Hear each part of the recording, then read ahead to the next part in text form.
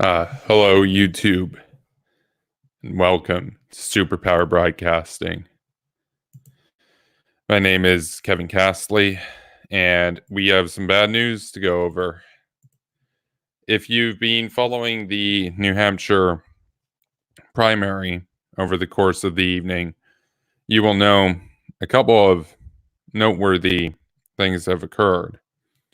The first of which is Breadline Bernie Sanders, has won the primary. Now, it's not the end of the world.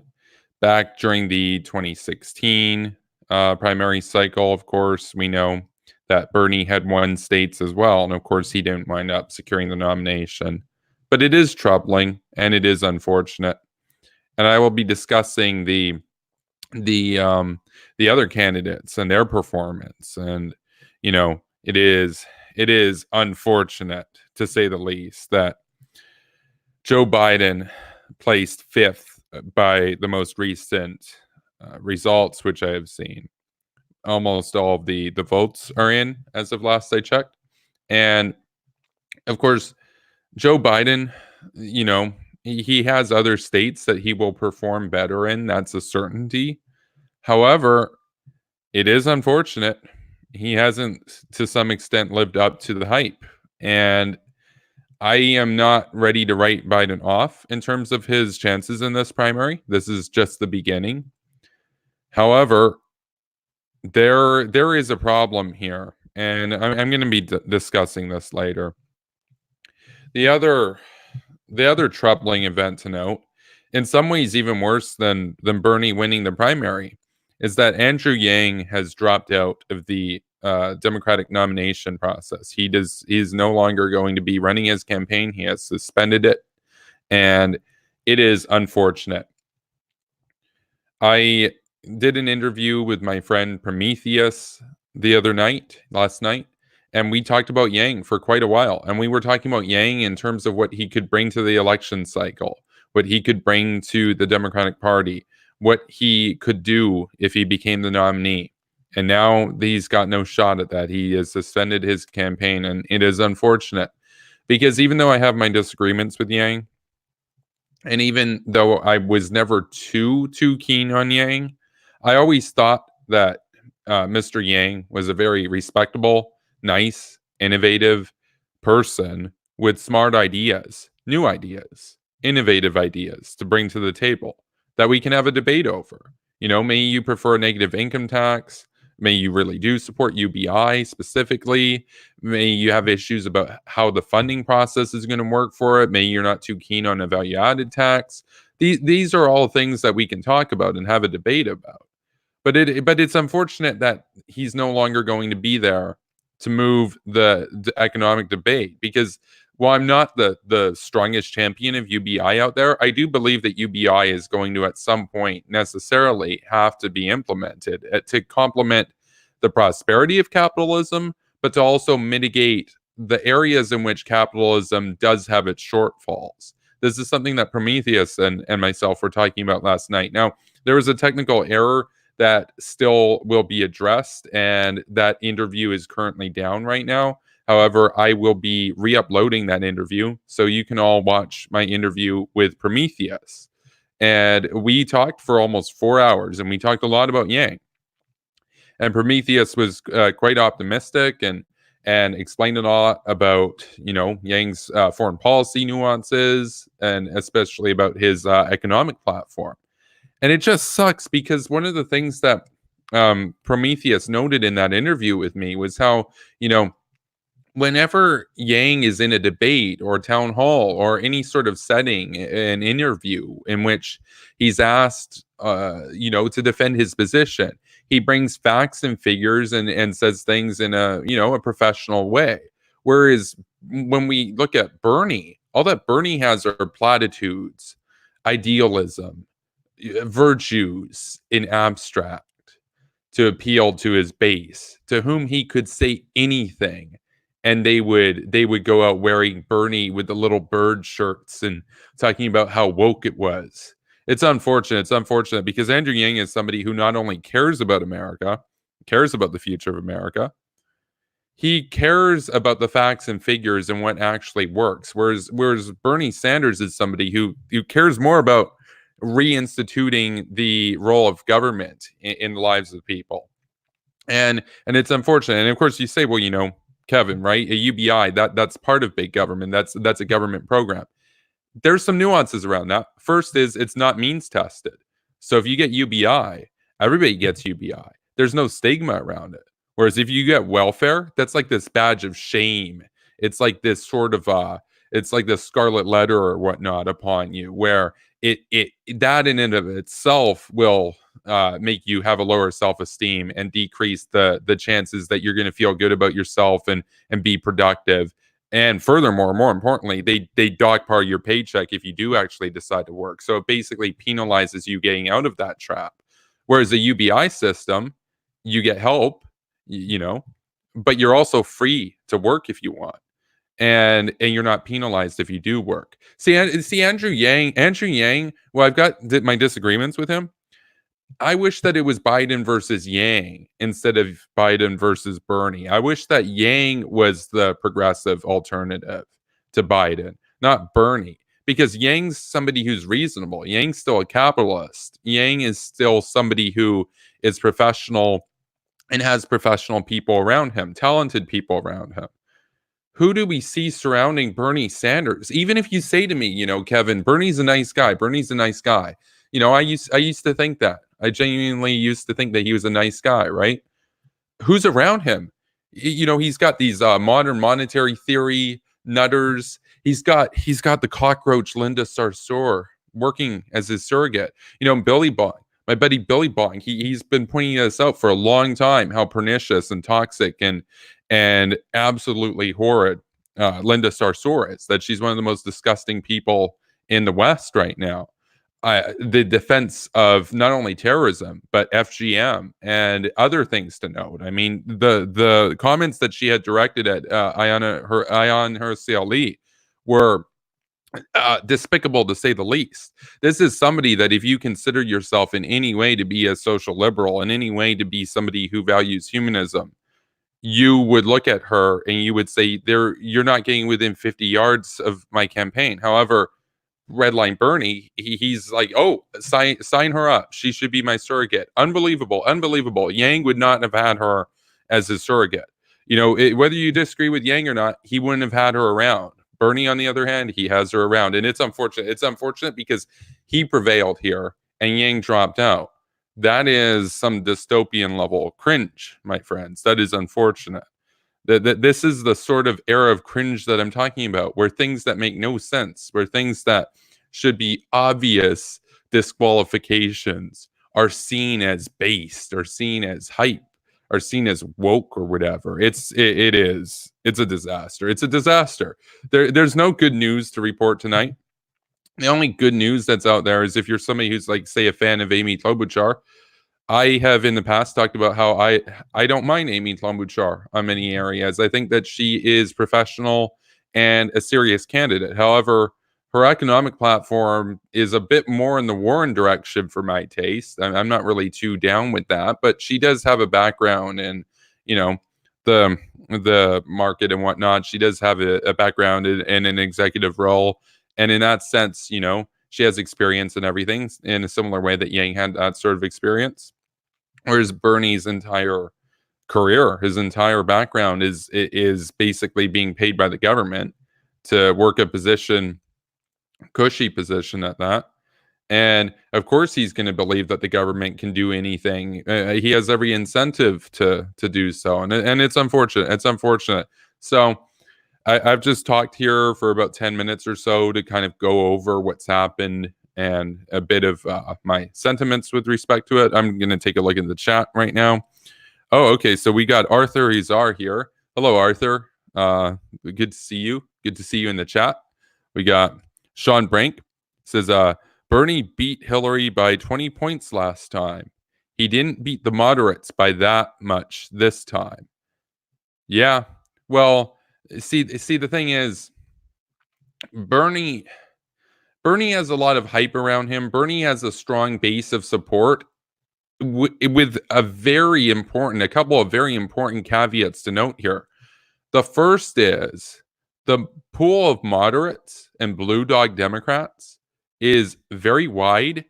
And even though there are more moderates and more blue dog voters than there are Bernie voters, it's split over, let's see, you got Bloomberg, you've got Steyer, you've got Biden, arguably you have Amy Klobuchar.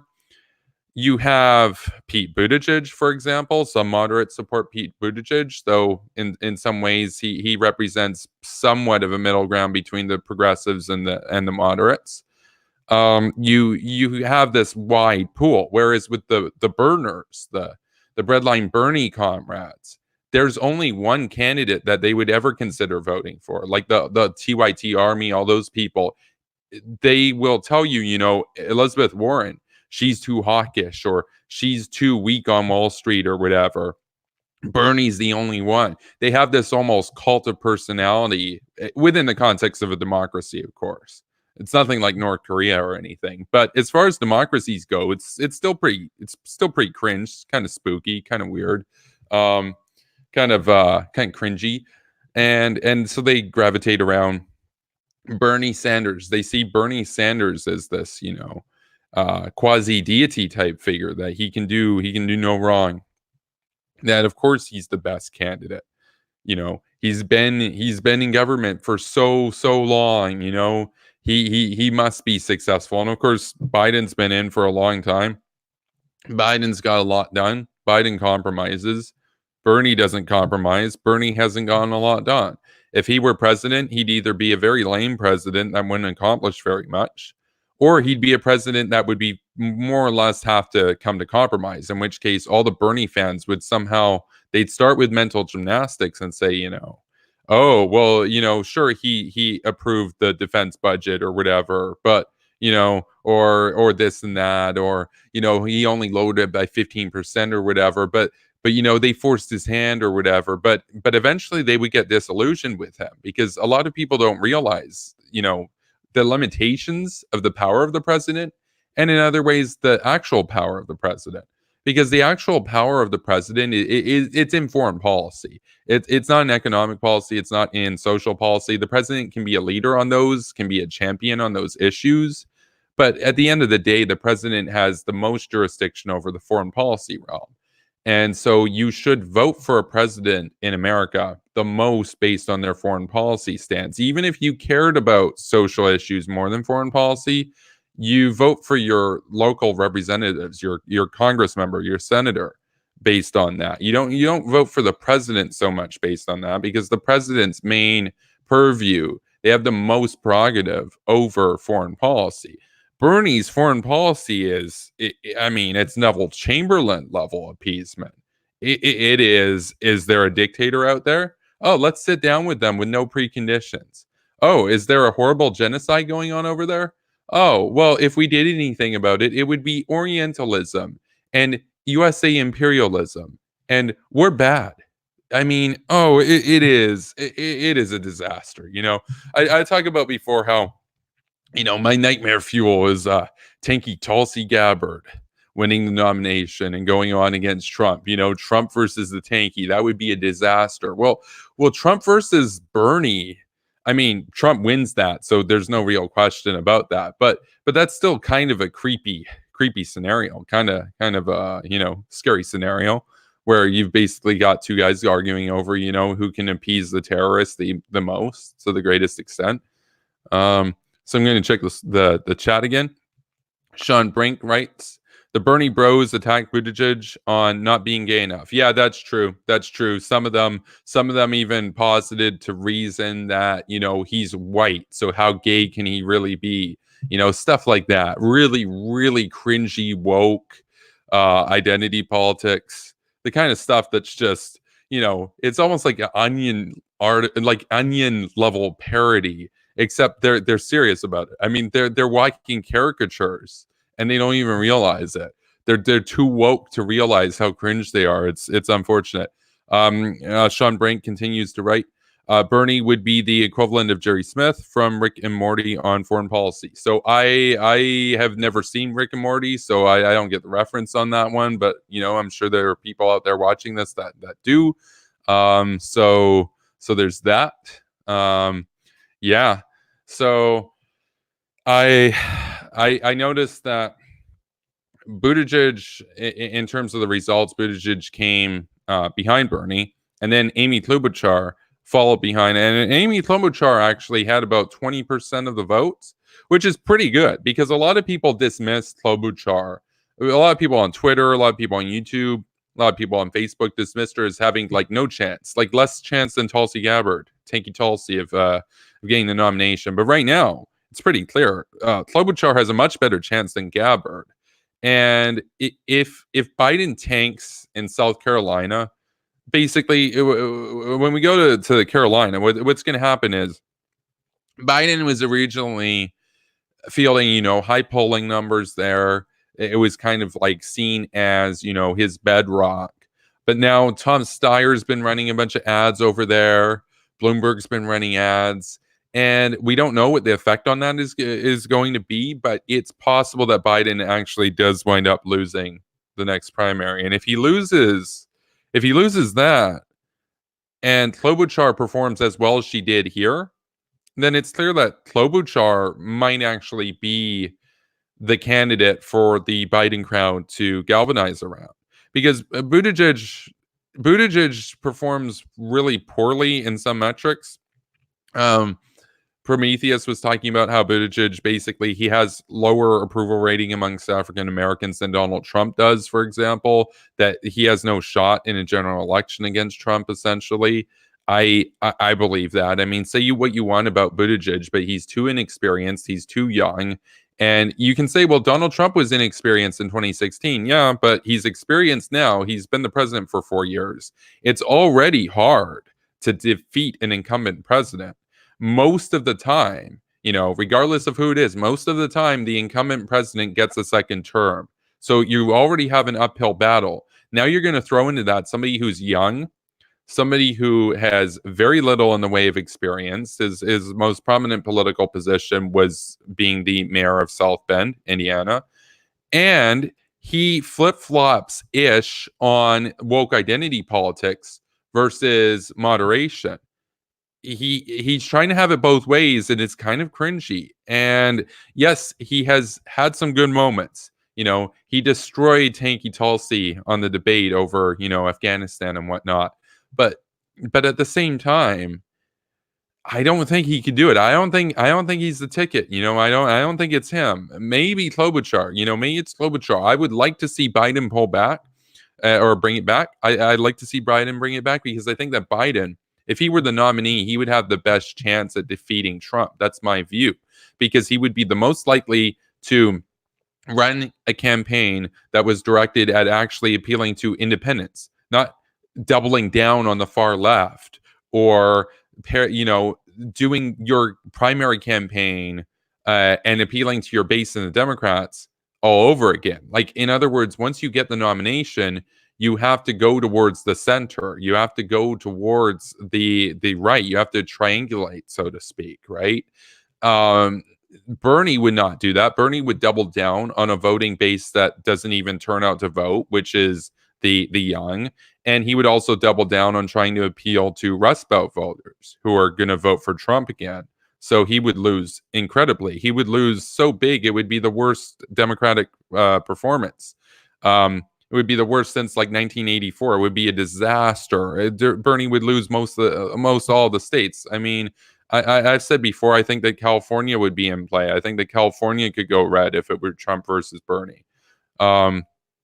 We've got Jay here. Jay's at work right now. He says that I need a haircut, and I agree with that. I'm going to be getting a haircut Friday, and I will be back making videos, and I will look more swaggy and have the haircut and everything. So, yeah, it's been a little while.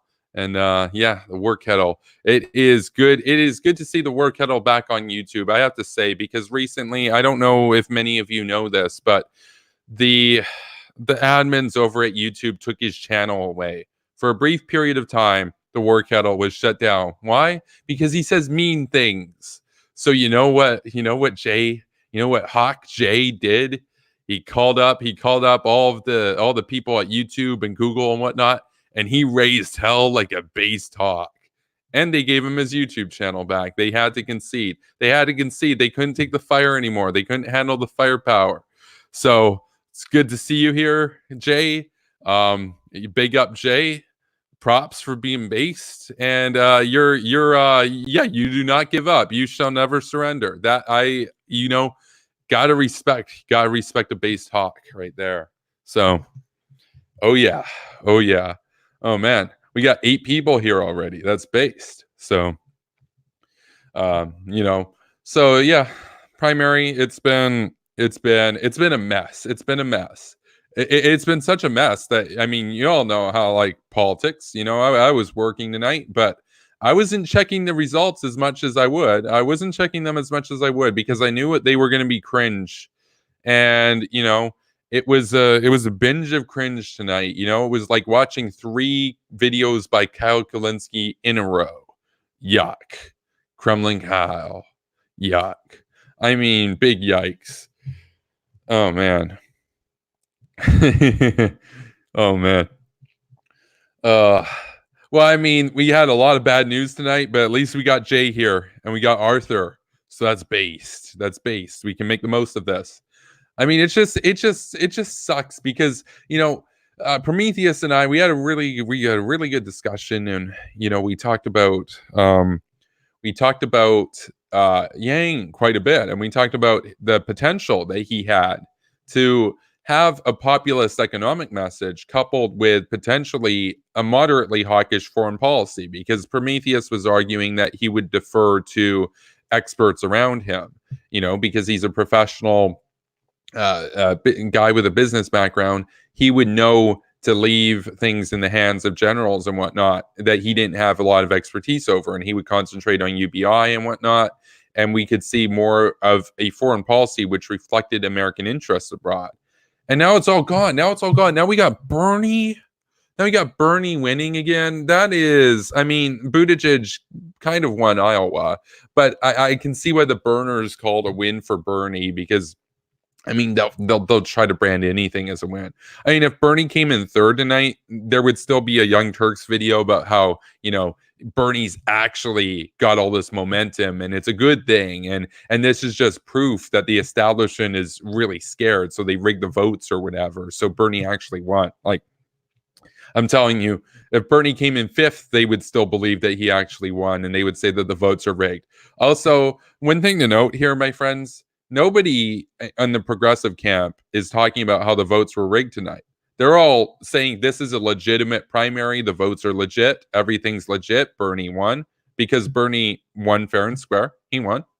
Credit where credit is due. But I'm telling you, if Bernie came second and say Biden won or Buttigieg won, they would say it was an evil, no good DNC rig.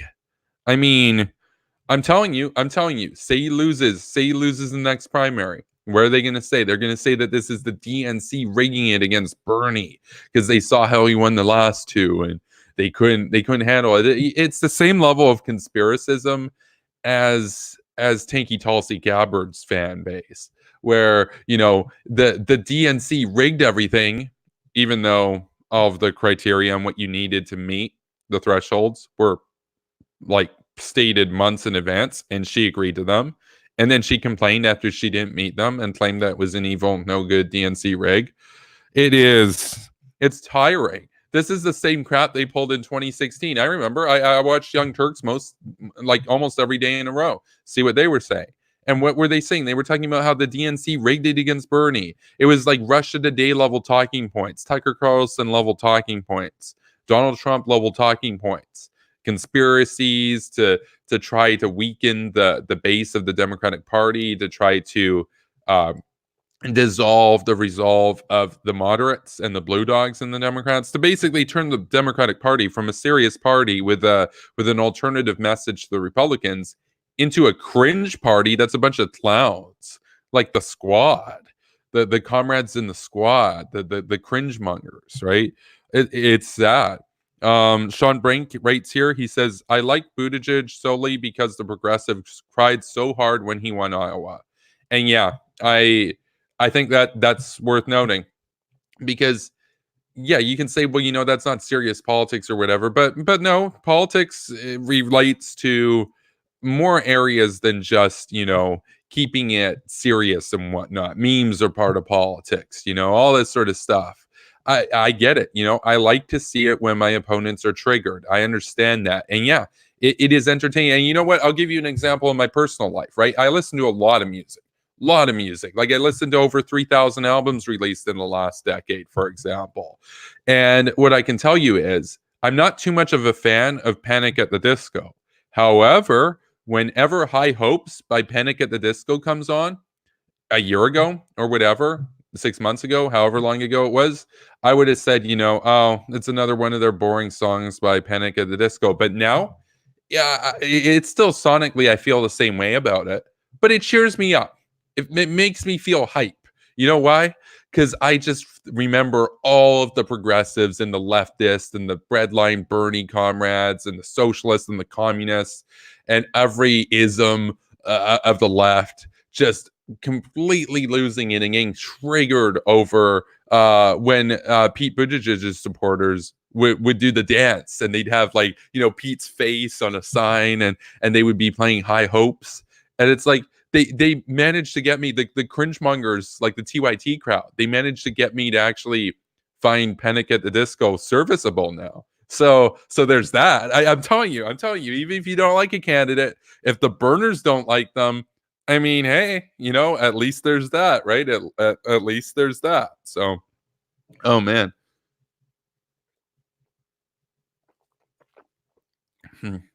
Oh man. It's yeah, it's unfortunate. I don't think that this means that Bernie's going to win. I mean, momentum is one thing, but momentum isn't going to get you the nomination. There are like almost 2,000 delegates needed. We're talking a few percent of the way so far. I don't think that Bernie is going to be able to secure it. But if he did secure it, right then and there, without a shadow of a doubt, 100% Donald Trump wins in November. It's not even a question. Not even a question. We got Yang. Oh, we got Yang. See, this is the thing. I was saying how I actually find this more depressing than Bernie winning New Hampshire, because New Hampshire, at the end of the day, yeah, you want to win the state because then you get the most delegates. But winning versus coming in even second or third place in New Hampshire is not the end of the world. There just aren't that many delegates at stake in that state that it's make or break in terms of the nomination. But Yang dropping out, I mean, he was the one guy that wasn't in the moderate / blue dog camp that I had a lot of respect for. And I've talked about before how I feel, UBI, well, I think it's too early. I think he's ahead of his time. It's an important discussion to have. And at some point, it's going to need to be introduced in some form. Maybe not $1,000 a month. Maybe by the time it is introduced, it will be more, or maybe it will be less. But it is something that's necessary, because the 1950s and prior industrial rooted economic government intervention in terms of the welfare state is outmoded and incompatible with information era capitalism. It's outmoded, it's outdated. It's like Jeremy Corbyn wanting to nationalize the railways and make everything drab and sad and brutalist and everything all over again. It's like they basically want to do, they want to take us on a flashback to the 1950s Soviet Union, and that's not the answer. That's not the answer. Now, unmitigated libertarian Koch bros style capitalism is not the answer either. But I am a capitalist. I believe in capitalism. I also acknowledge that capitalism has with it negative externalities as well as positive externalities. And in the cases in which negative externalities arise, such as, unfortunately, abject poverty, people struggling, living paycheck to paycheck, UBI is a means of keeping those people engaged in the system, being able to benefit from the system, but empowering them to make their own decisions with that money, as opposed to telling them, where it's going to go and everything. Because the UBI, the purpose of that is to get to a point in the country where nobody's even relying on the UBI as their primary source of income anymore, right? It's It's to give people that base of, having these certain expenses covered, so that then you can move on to the higher level of, self-actualization, pursuing a real career that you're interested in, producing things that you wouldn't have been able to produce if you were struggling working a job that you didn't necessarily care for. Um, we got a couple people telling me that I should become a Marxist. Okay, well, I was saying with Prometheus last night about this, and as I mentioned, that interview, there was a technical problem with that. That interview will be up again uh, at some point tomorrow, or today now. The thing is, I have read a lot of Marx. I read Das Kapital. I've read the Communist Manifesto, for example. I've read some of his other stuff in university, some of his sort of treatises, documents, and whatnot. Here's the thing about reading Marx, understanding Marx. A lot of CEOs out there, a lot of people that are really prominent in the capitalist sort of system are at a minimum familiar, and many have read Marx and understand Marx. Marx, contrary to one of the main memes that's out there, that Marx wrote about communism all the time, he didn't actually write about communism very much at all. He mostly wrote about capitalism. Some of his criticisms of capitalism are accurate within the context of how the 1840s through 1880s or so operated, and some of them are true to an extent today, with the caveats that there is not the foresight of the labor movement within the context of unions arising, or welfare statism within capitalism arising. He's writing and analyzing a capitalist system which is very early on, very primitive, and very unregulated, and it has a lot of negative externalities. A lot of his analyses don't bear much weight anymore. Some of them do. I'm a capitalist. I believe in capitalism. I think that learning from Marx's legitimate criticisms of specific things that happen in capitalism is smart if you want to preserve capitalism and make it work for as many people as possible, right? That reading Marx and being a Marxist are two different things. I think that there are some things in Marx's work which are worth reading if you have the maturity to not get sucked into his little tinky personality cult or whatever.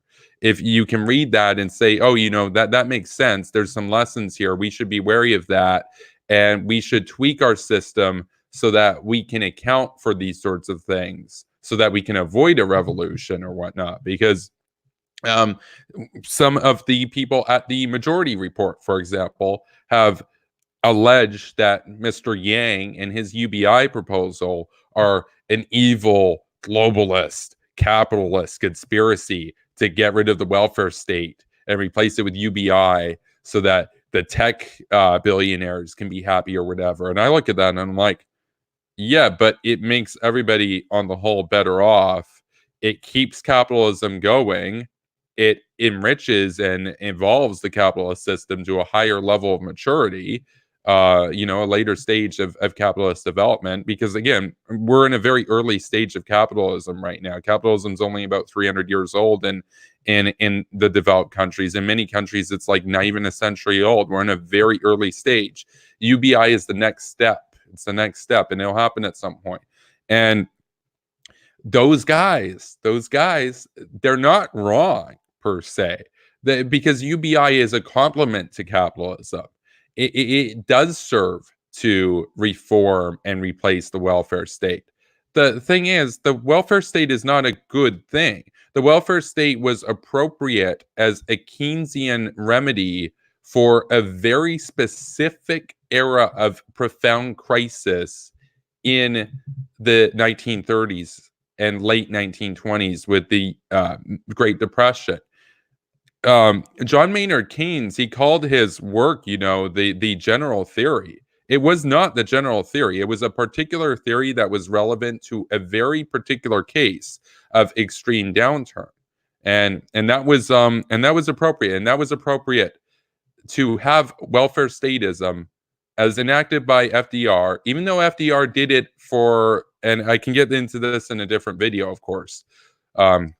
Later on, we'll elaborate on this more. FDR was not a capitalist in the sense that we would consider today.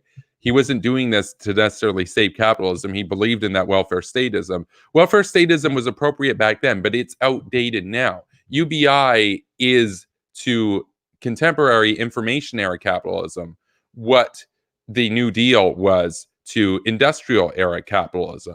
In other words, the New Deal was an improvement that remedied a gross negative externality, but it's no longer appropriate. And if you think it's appropriate, you may lean in the tanky direction today, which Michael Brooks, let's keep it real. Anybody out here who's seen Michael Brooks, I'm not saying that he's a tanky per se, but he's as close to a tanky as you can get without being a tanky. He is a cringy dude, but we have, oh man, we have the Prince of Warmongers here. We have Reese the Based, Prince of Warmongers. He is tuned in tonight. He's here with the Hawks. We have the War Kettle. We have some big YouTubers in here. We have some big YouTubers in here. Hello, Reese. How's it going? Oh man, yeah, for Yang. No, cheers. You know, it's unfortunate tonight. It is unfortunate tonight that Yang has dropped out. However, Yang ran a good, honest campaign that got the ball rolling on UBI. So, you know, for that, you know, cheers. Cheers to Mr. Yang.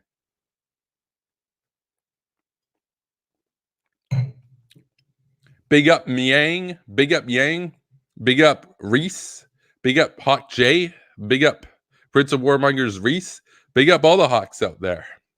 Oh man. Oh man. So this is the first time I am streaming live by myself. I've done the streams a couple times. We had Prometheus on last night. We had Reese on about a week back. Oh, that was a good interview. Both of those were really good interviews. And as I said, the one with Prometheus will be back up shortly after I resolve the technical error with respect to that one. And you could go and check it out because sure, Yang, he's no longer in, and you might say, you know, well, why would I bother watching you guys talk about Yang? We talked about other subjects, right? No, Yang's still relevant. Yang's young. Yang's bright. Yang is professional. Yang isn't a dirtbag. Yang ran an honest campaign that, you know, and we talked about this on the live stream on the interview, you know, Hawk Talk. We talked about how Yang actually got along with like some of the Biden crowd and Tanky Tulsi and to some extent Bernie and Warren. Like he was kind of a uniting force in the Democratic Party in terms of his base. There were people supporting Yang that were from various strands. A lot of them were from the progressive strand, but there were also more moderate people that supported him. He was somebody that if you're supporting another candidate, like I was supporting Biden, for example, you can respect Yang. You can say, you know, he wasn't my first choice, but, you know, he was a base guy, and it's unfortunate that he's out because we still have Breadline Bernie. So, oh, yeah, we got the boomer. Yeah, the boomer. Yeah, I'm kind of a boomer. However, you know, big shout out to the company, you know, StreamYard. You know, StreamYard makes it so easy to stream. Even boomers can stream now. It's great. It's great. I mean, I'm serious. Their product is great. You know, they always ask me, you know, after each stream, you know, how was your performance and stuff. And whereas YouTube doesn't really have much of an interest in improving their service, and they, you know, they removed the whole thing with Google Hangouts and all that. YouTube is trying to make it as hard as possible for people such as myself, for people such as Hawk J, for people such as Nightmare Fuel Reese to run successful channels. So they try to impose impediments upon us because YouTube is where the people are, but they want to keep the mainstream media having a, you know, basically a grip over the minds of the people still. Now you'll say, you know, well, Kevin, you're kind of a moderate, kind of a centrist, you know. Wouldn't you be somebody who would be more fair or more reasonable or more approving of the mainstream media? And no. Here's the thing about the mainstream media. Even like neoconservatives and neoliberals, people that are seen as establishment or whatever, recognize that the mainstream media is out of touch and kind of cringy and kind of doesn't really take too much of a principled stand on things and just does stuff for ratings and everything. YouTube is a place where people can be honest. I mean, CNN, I'm not somebody who thinks that like CNN is running, the pizza parlors and stuff and everything like Alex Jones alleges and all this stuff. But I'm not going to go out there and say that like CNN is this great bastion of like honest reporting and everything. No, they have a narrative, and the mainstream media by and large it has a very very clear bias against intervention. If you turn on, I did a video on this about how the mainstream media, they're just all about war bad. If you turn on Fox News, where are you going to see? You're going to see Fox News saying how, Trump good, but war bad. And then you're going to turn on CNN and they're going to say Trump bad, war bad. And then you're going to turn on MSNBC and it's going to be, Trump bad, war bad. And it's like, it's CNN sometimes does Trump meh. Sometimes they'll bring on like Trump people and like have a debate, even though the Trump people are totally gaslighting them. And they never understood that there's a difference between neutrality and journalism and that it's unfortunate that the mainstream media can't be allowed to take a hold of YouTube, because if that happens and if YouTube makes it so hard that individual YouTubers are really facing severe impediments to getting started, YouTube will become the new mainstream media augment, and there will be a new platform that arises that caters to independent creative YouTubers. And YouTube will retain the gaming crowd, the Fortnite videos and all that. The political presence on YouTube will switch elsewhere. Now, granted, the political composition of YouTube in terms of videos, it's like 2 or 3% of the platform, but that's still well over $1 billion a year of revenue in terms of ads and whatnot. A lot of that will be forfeited if YouTube goes and consolidates the mainstream media over independent YouTubers, and it's a slow process. And they acknowledge, they do care about money, but they are uncomfortable about having independent minds on this network. And it's something that the Hawks have talked about in the past before. It's an important issue. And one thing that Prometheus brought up in the interview last night, which is really important and that I hadn't considered before, was that one of the things that Andrew Yang talked about, he was basically the only candidate who talked about this, was how communist China is in some ways leading America on supercomputer development and technological infrastructure, 5G, this sort of stuff, that there's a chance that in the future people will have to stream things and go through Chinese servers because the American ones are inadequate and too slow and too burdensome. And then everybody's going to be playing along the narrative of the Communist Party of China. So that's a very dangerous direction. Yang was somebody who had warned about the approaching menace from Communist China in terms of technological infrastructure. He also highlighted their abuse of intellectual property, which is a huge problem. And one of the foundations of having a capitalist system that works is private property rights. And the idea that if you invest time or money into something and it's successful, that you get to claim a patent on that so that it incentivizes others to do the same in the future to spur innovation. And it ultimately rewards the hard work of those who went about inventing things, right? That is something that the communist Chinese system is trying to dissolve, trying to crumble, because they use the best things that we have and trade with us, but they are only interested in sub-optimization. They're not interested in playing ball, mutual gains. No, they will do us in if they have the chance. They are only playing capitalist in that market sense right now, to the extent that it is useful to enrich their regime as the regime consolidates power towards a Maoist direction once again. In other words, they're using the advantages of capitalism to consolidate the horrendousness and brutalism and drabness of communism. It is a hellscape. It is dystopian. And we're doing nothing about it. And Yang warned about this. Breadline Bernie doesn't care. He doesn't care. He sees that, it's their sphere of influence, bro. Who are we to say what they do? We're bad. We're the real bad guys. It's so unfortunate. It is so unfortunate, my friends. I'm going to check the chat again. So, yeah, Reese says, StreamYard. Even a boomer can use it. We have here Reese, the base. Fortnite will be our downfall. And of course, Hawk J concurs. I agree. Oh man, no. Fortnite can be bloomy and zoomy and hype and whatnot. But realistically speaking, yeah, that will not be. And now, granted, in time, fast forward 100 years, there won't be Fortnite or anything, because once they take over power, you'll find that all those games and everything slowly go away or get grossly construed towards Marxist propaganda. I mean, sure, there's a Fortnite in China and there's all this sort of stuff in China. Yeah, that's because they're playing a temporary short-term thing where they allow some Western things in so that they can co-opt them and so that they can profit from them. But their long-term goal would see all these things disappear. They would look like more like North Korea in their long-run system. They would be a North Korea that can feed itself because they obviously have access to fertile arable lands, of course.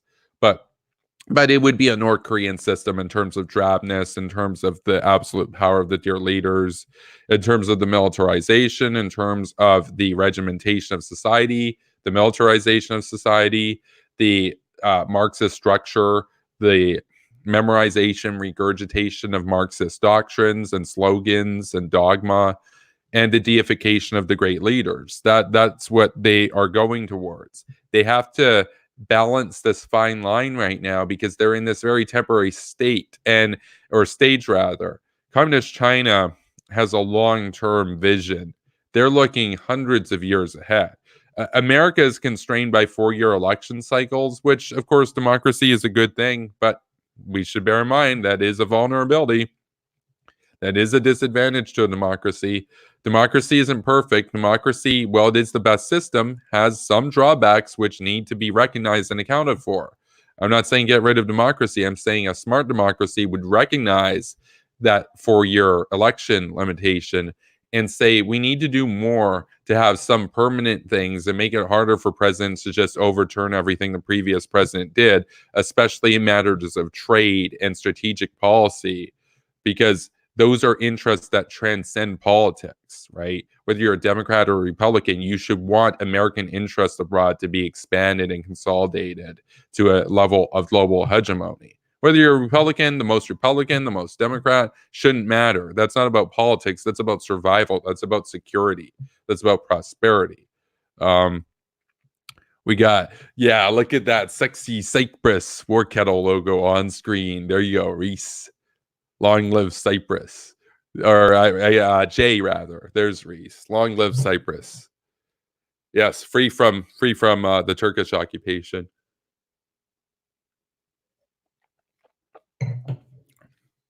Oh man, we still got 11 people in here. That's dope. Thanks for tuning in, everybody. How are you all feeling about tonight? I'll read the chat. I'll put your chat. If I think they're good, I'll put them up on screen. How do you feel about the primary? Do you think Biden's still got a shot? Do you think Biden can still be the nominee?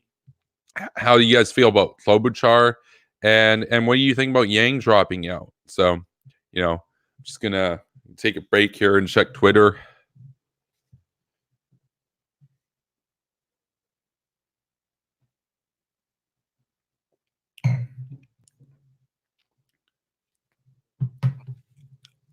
Hashtag free Cyprus now. Oh, here's one.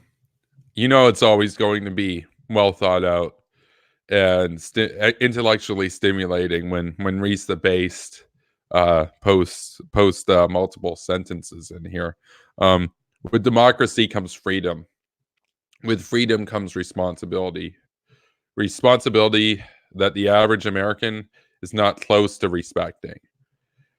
And unfortunately, I would concur with that. Though, in fairness to the average American, it is due in part to a large inundation of Kremlin memes, narratives, propaganda that have been disseminated by not just Russia Today, but even some of the most watched news personalities, such as Tucker Carlson, for example, and Cenk Uygur, and Kremlin Kyle, and whatnot.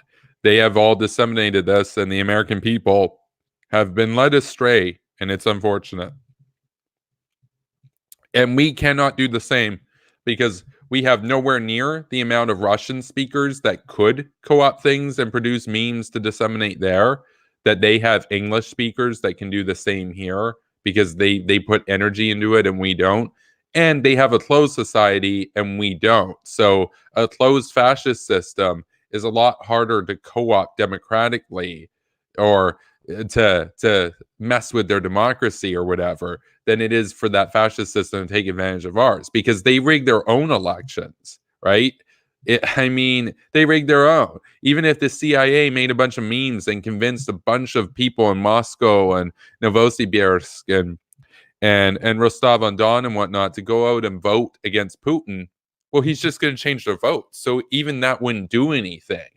And that's even rigging, never mind, or that's not even rigging, but that's just doing the meme thing. They rig their own elections. So democracy right there is at a disadvantage, which means we need to have an executive that has extraordinary powers in times of crises to challenge and counter and preserve the democracy. I was talking with Prometheus, and we went to talking about Niccolo Machiavelli. And one of the things that Machiavelli talks about was how in Discourses on Livy, he talks about how, a smart dictatorship, the dictator knows how to think like a democrat. Otherwise, that dictator will not be alive for very long. And a smart democracy knows how to think like a dictatorship in times of crisis. Otherwise, that democracy will not be around very long. In other words, extreme circumstances demand extraordinary powers for the executive in the case of the democracy. And in the case of the dictatorship, in non-extreme times even, the dictator must think like a democrat. Otherwise, there will be extreme times on their hands if they don't care about the will of the people. Because you can only do that for so long before they come to your palace and want your head on a platter, right? So Machiavelli, he was pilled, right? So we have Jay here saying, I feel Trump may still win. Oh, absolutely. I would say 65%, 70% chance Trump's going to win it. If it's Bernie, it's 100% chance Trump wins it. If it's Klobuchar, Trump probably wins it. If it's Buttigieg, Trump almost certainly wins it. If it is Bloomberg, that's kind of a wild card, very unlikely. I'm not really going to get into that. If it's Biden, Biden probably wins it. So that's why I'm around 70% right now. If I knew that Biden wasn't going to be the nominee, I would say it's like a 95% chance that Trump's going to win. Yeah, I mean, incumbents already have the advantage even without Trump. Trump has an exceedingly galvanized and motivated base. He's got a lot of advantages above normal. I mean, one of the advantages that he has is that those who are against him, many of whom at least, are so against him that they're not even willing to recognize that he has a legitimate base of support, that there are real people out there that support him. They think that that's all just a few rural hicks and hillbillies and it's all just a meme or whatever and just some edgelords. And it's like, no, he has like 60, 70 million people that would do anything for him, basically. Those are real people. And sure, 100% of Stephen Colbert's studio audience, or 100% of Trevor Noah's studio audience, 1,000 people in New York or whatever, may all clap and cheer at the jokes that are anti-Trump. 100% of America isn't going to clap and cheer at those. Most of America is going to be turned off by them. I think Trump's going to win. And I say there's a good chance that Trump wins the popular vote too this time. That should be noted as well. So, I mean, people talk about how hawks are unpopular or whatever. I just want to point out the hawk won the popular vote last election. Hillary Clinton won. So the isolationists got fewer votes than the Now, I'm not saying, she should be president or whatever. It's an electoral college system. But if we're talking about popularity, the hawk was more popular than the pigeon. So we have Jay. He says, I want that wine glass. We have here Reese, Prince of Warmongers, says, New Hampshire was obviously going to Bernie and changes nothing. Biden will crush it in the end. No doubt in my mind. Oh man, that's what I was talking about earlier on. I was saying how, it's not the end of the world, or you come in first or fifth in New Hampshire. It's not make or break. It's like, you get a C minus on the first quiz, but then you can still get an A on the final and still get an A in the course, that sort of thing. No, it's Biden's still got a chance at this. I'm just worried that if he doesn't perform up to par, or even in excess of par in South Carolina, there's a chance that gives way to a sea change in terms of backers, and then you've got the moderates becoming even more divided between Buttigieg and Klobuchar and Bloomberg and Steyer and whatnot, and it's a recipe for disaster because, and I didn't really make this clear enough at the beginning, but I want to make it explicitly clear right now. I'm not saying that Bernie has this overwhelming base of support. He doesn't, but my point is there are 27% of fans of Bernie that would never vote for anybody else. Like, even if Warren said everything that was super woke, they're still going to choose Bernie because they're in this cult of personality around Bernie.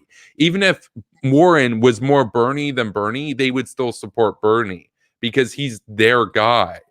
That's like 27% of people. The moderates can't be divided amongst like 4 or 5 people, because then, even though 27% isn't a big number, you can still get a plurality when you're dividing up the moderate votes by like 5 or 6 candidates. 27% can still net you the plurality, and obviously he landed the plurality tonight and it won the state. And of course that presents therefore a psychological menace where, he's won here, he's won there. And then people think, maybe he's viable. And then people that weren't in that 27% now consider voting for Bernie, who would have in the past dismissed him as some crazy with no shot at it. I mean, it is not good. It's not good. But Reese, I hope you're right. And me, I'm being a bit too pessimistic right now. No, I hope you're right. I think you're still probably right. I'm just, it's unfortunate tonight is all I can say. So we have here Vinny VM says, who do you prefer, Trump or Bernie, if you have to choose? And I talked about this before. Trump, 100%. Like, if Bernie secures the nomination, I'm showing for Trump. I'm hopping on the train because Trump sometimes does hawkish things, even if they're for the wrong reasons, like proving that he's not Obama, or because he wanted to like look tough or something or whatever. He killed Soleimani when he was presented with information that was, credible, that Soleimani's here, we can take this strike, we can limit or reduce civilian casualties. Do you want to go, Mr. President? And Donald Trump thought about it. And even though he had in the back of his mind Tucker Carlson saying, don't do it, war bad, he still took the move and went for it and took out the most notorious terrorist in the world. If Bernie Sanders was presented with that same information, Bernie Sanders would say, no, that would be Orientalism and imperialism. We have no business being there. White people killing brown people looks bad. That's what he would say. He would just refer to Soleimani, the most notorious terrorist in the world. He would just call him a brown person, which, by the way, how disrespectful to, people that happen to have brown skin or black skin or whatever, in America or whatever, that have legitimate grievances with respect to, net worth disparities, all these sorts of things that exceed, that go beyond their individual starting point. All of a sudden, now he's false equivocating them with terrorists and saying, he's a brown person. It's like, what a mess. That's part of the problem with the whole woke identity stuff. But so no, it's Trump 100%, because yes, he'll do the right thing sometimes for the wrong reasons. He still does the right thing. I care about what happens from actions. I don't care about the intent, right? Whereas with Bernie, he's a lot smarter than Trump. He's a lot more principled than Trump, and he would do the wrong thing in full knowledge and be proud of it. Whereas with Trump, he just bumbles around, and sometimes he listens to the word of a Bolton or a Pompeo type figure instead of a Tucker Carlson type figure. So it's Trump, 100%. It's Trump, 100%. What do you guys think about that? Of course, Reese says that's a horrifying choice. Of course, it's a horrifying choice. But if I had to choose between the two, to me, it's clear it would be Trump. But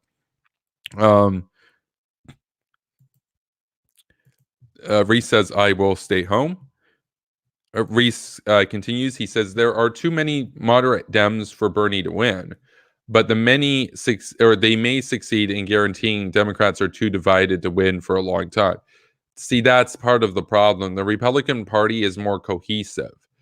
Everybody attributes the Republican Party with Trump's cringe right now, but it's not that the Republican Party is Trump's cringe. It's that Trump is the leader and the Republican Party's base gets around the leader. I can tell you, if Mitt Romney was the president right now, all of those millions and millions of Trump fans would be supporting Mitt Romney as their commander-in-chief, saying how war was awesome and how we need to bomb Iran.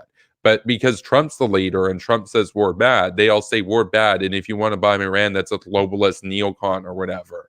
That's an evil, no good USA imperialism. And it's like they are very easily swayed and moved. And if you get a hawk as the GOP president, Fox News will be spouting out hawkish rhetoric day in, day out. And they will become a party of hawks overnight.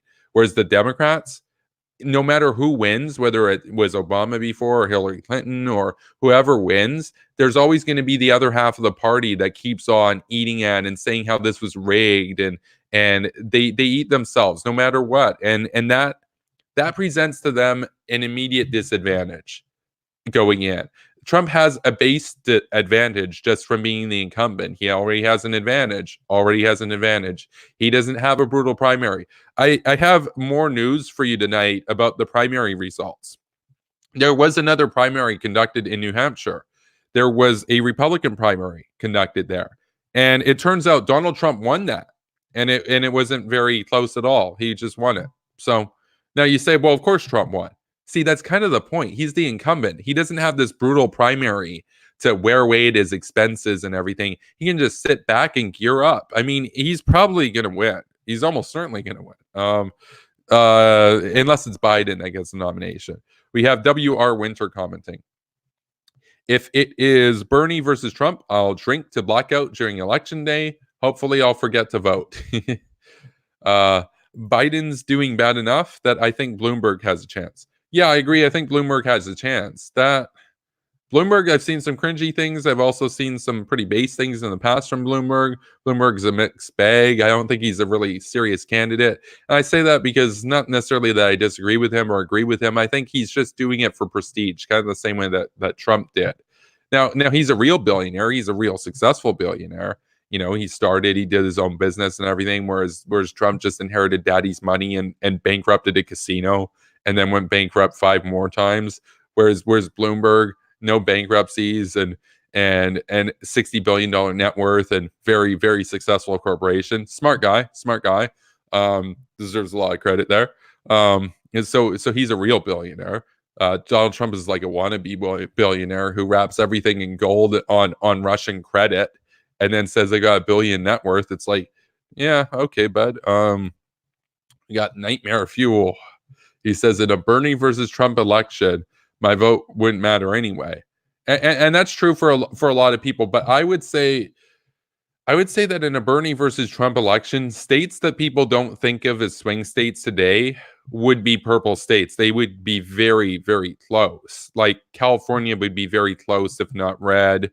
Vermont would still be solidly blue. Minnesota probably solidly blue. But if you live in Wisconsin, if you live in Michigan, if you live in Pennsylvania, if you live in even Oregon, if you live in Colorado, there's a chance Trump wins those. For sure, there's a chance that Trump wins those. There's a chance he wins Washington.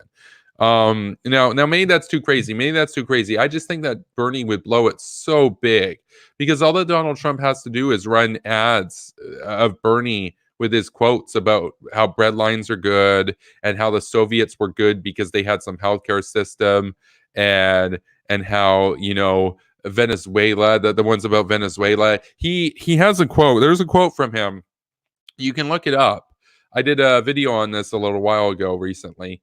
He referred to the Cuban Revolution, the revolution that put Fidel Castro in power, who went on to kill about 50,000 people, murdered hundreds, if not thousands, of people for being homosexuals because he saw it as liberal bourgeois degeneracy and whatnot.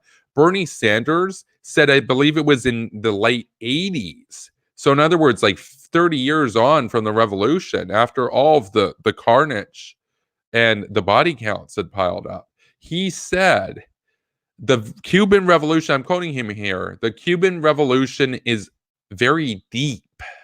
It's deep, bro. No, okay. Well, the quote was that it's very deep. I added the bro part. But I mean, that's delusional. That's delusional. That's next level cringe. That's like tanky level cringe. All that Trump has to do is just show clips of Bernie Sanders speaking. Trump doesn't even have to create an ad. All he has to do is just anything creative. All he has to do is just show a clip of Bernie calling himself a socialist, and then have like some backdrops of like Soviet gulags and red lines in the dead of winter and depression and moroseness and melancholy. I mean, the average American does not even necessarily know what socialism means in the technical sense, but they know what they think of when they hear socialism, and it's not good. And even middle class Democrats are going to say Trump is a horrible, racist, kind of bully type guy. He's a douchebag, but I'd rather vote for a douchebag capitalist who won't take my house and my cars away than for a guy who thinks the Soviet Union is swaggy. So I think Bernie's got no shot, but that's just my view, of course. So, Nightmare Fuel says my state will probably go Trump anyway against Bernie. It absolutely will. Oh yeah, it absolutely will. And I think that would be true for most states if it's Bernie. I'm not saying that Trump wins 48 states like Reagan did, but he could potentially, which isn't true if he's running against Biden. Even if Biden loses, he's not losing that big. You know that he would lose by a hair margin, right? Kind of in a similar vein to Hillary Clinton if he loses. Likewise, if he wins, it'll be by a fairly small margin too. I'm not saying that if Biden gets it, that he's going to destroy Trump and make Texas blue or whatever. No way. It would be a small victory, but most elections are within 1 or 2%. Even Obama versus McCain was within like a couple million votes, right? So, W.R. Winter asks, have you talked about Klobuchar much? She just beat Warren to third place, or to place third, rather. Thought that was pretty slick. Don't like how she cries on the debate stage, though. Yeah, I think that Klobuchar's affectations and whatnot are unfortunate. I don't have that much of a distaste for her. I'm kind of neutral on her these days. I used to like her a bit more. But of course, I recognize that Biden is the best candidate to defeat Trump, so I don't really talk about Klobuchar too much. I talk about Bernie because I don't like Bernie, but I don't dislike Klobuchar, but I don't want to give her more attention. I like Biden. Yeah, to place third, that was slick. Well, some of it is credit to Klobuchar, but it should be noted some of it is also discredit to Warren. Warren's been bungling her campaign. Warren is a cringy figure. Warren tries to have this folksy, this sort of folksy affect, this sort of forced blue collar sort of vibe to her that just doesn't work at all. I mean, Trump was successful in the sense that he owned being a billionaire. There's one quote from him where they asked him, on his helicopter, they said, when Mitt Romney was running, he would go around and walk around in jeans and everything and try to portray himself as, in solidarity with the common working man. And they said, they're like, and you come out here in like, this nice suit and you got your helicopter and everything. Like, what do you have to say to that? And then Trump was like, well, Romney's only got $500 million and Mitt Romney wears jeans. I don't wear jeans. And like, he basically owned that he was like this elite billionaire or whatever. See, that can work. Like, if you're that rich and everything, there's no point in trying to feel guilty or anything for it because they'll have a Bernie guy that they can vote for. But if you own that and say, well, yeah, you should trust me. See, that's a good campaign. But the War Kettle says, Kevin, you're being racist to Warren. She's like 99.99% white. um, or even more. What was it? I think she has like less Native American in her than the average American, right? Warren is hollow beyond words. 100%, 100%. Yeah, Jay's having fun. Hawk Jay's having fun right now. Oh, no, he's got the figure here. He's got the figure. That's correct. That is the correct figure. He's giving a liberal estimate. It's probably more conservative. It's probably lower. It's probably like with a 2 or 1 there, but you know.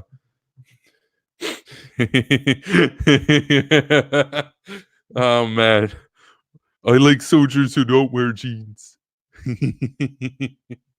Oh man, oh man, it's always good memes when the hot gang rolls up. Oh man, oh man. Bad news tonight, but at least we got the hot gang here. At least we can commiserate together.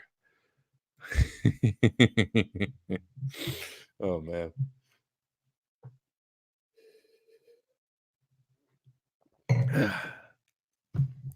How's everybody doing tonight? How's it going?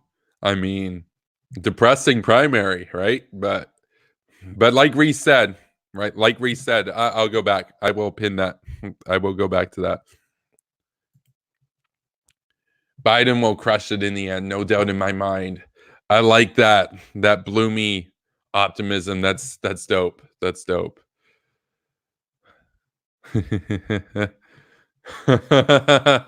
Arthur says praying for Chief Warren.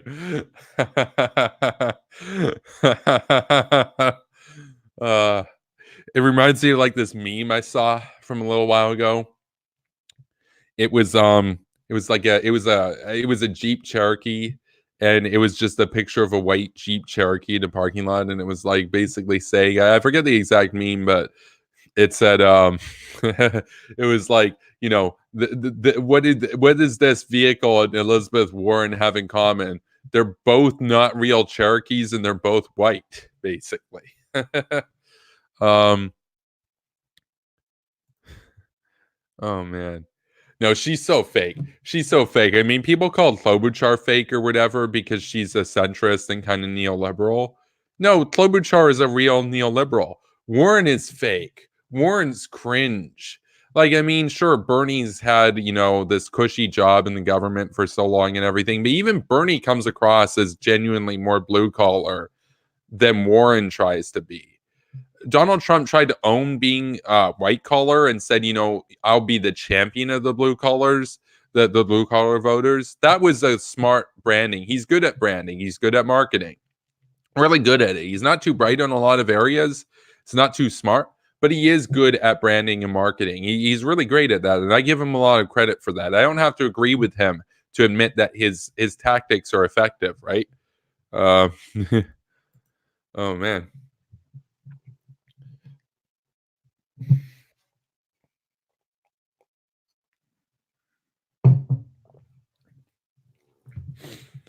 Yeah, it's unfortunate that Yang's gone. I'm gonna miss Yang. I hope Yang goes on to, run for Senate, run for Congress, that'd be dope. I think that he has a shot at being president at some point in the future. I think that can definitely happen. I think he's got a base of support that when he announces he's running in the next election cycle, or in 2 election cycles, there will be a lot of people that remember him and will come out and say Yang 2028 or whatever. So I don't think it's like over for Yang in the long run by any means. This is just the beginning. And you know what? Nobody really knew who he was, and he did okay. He did okay. He outlasted some other prominent people, and he did okay. He did okay. Jay says, I would love to have Trump on my marketing team. Oh, yeah, absolutely. I mean, imagine if Trump was a consultant for our channels. We would have some really dope marketing going on, right? Nightmare Fuel says, now hear me out. I'll take the fair weather and spineless Warren over the zealot Sanders. With a gun to my head, of course.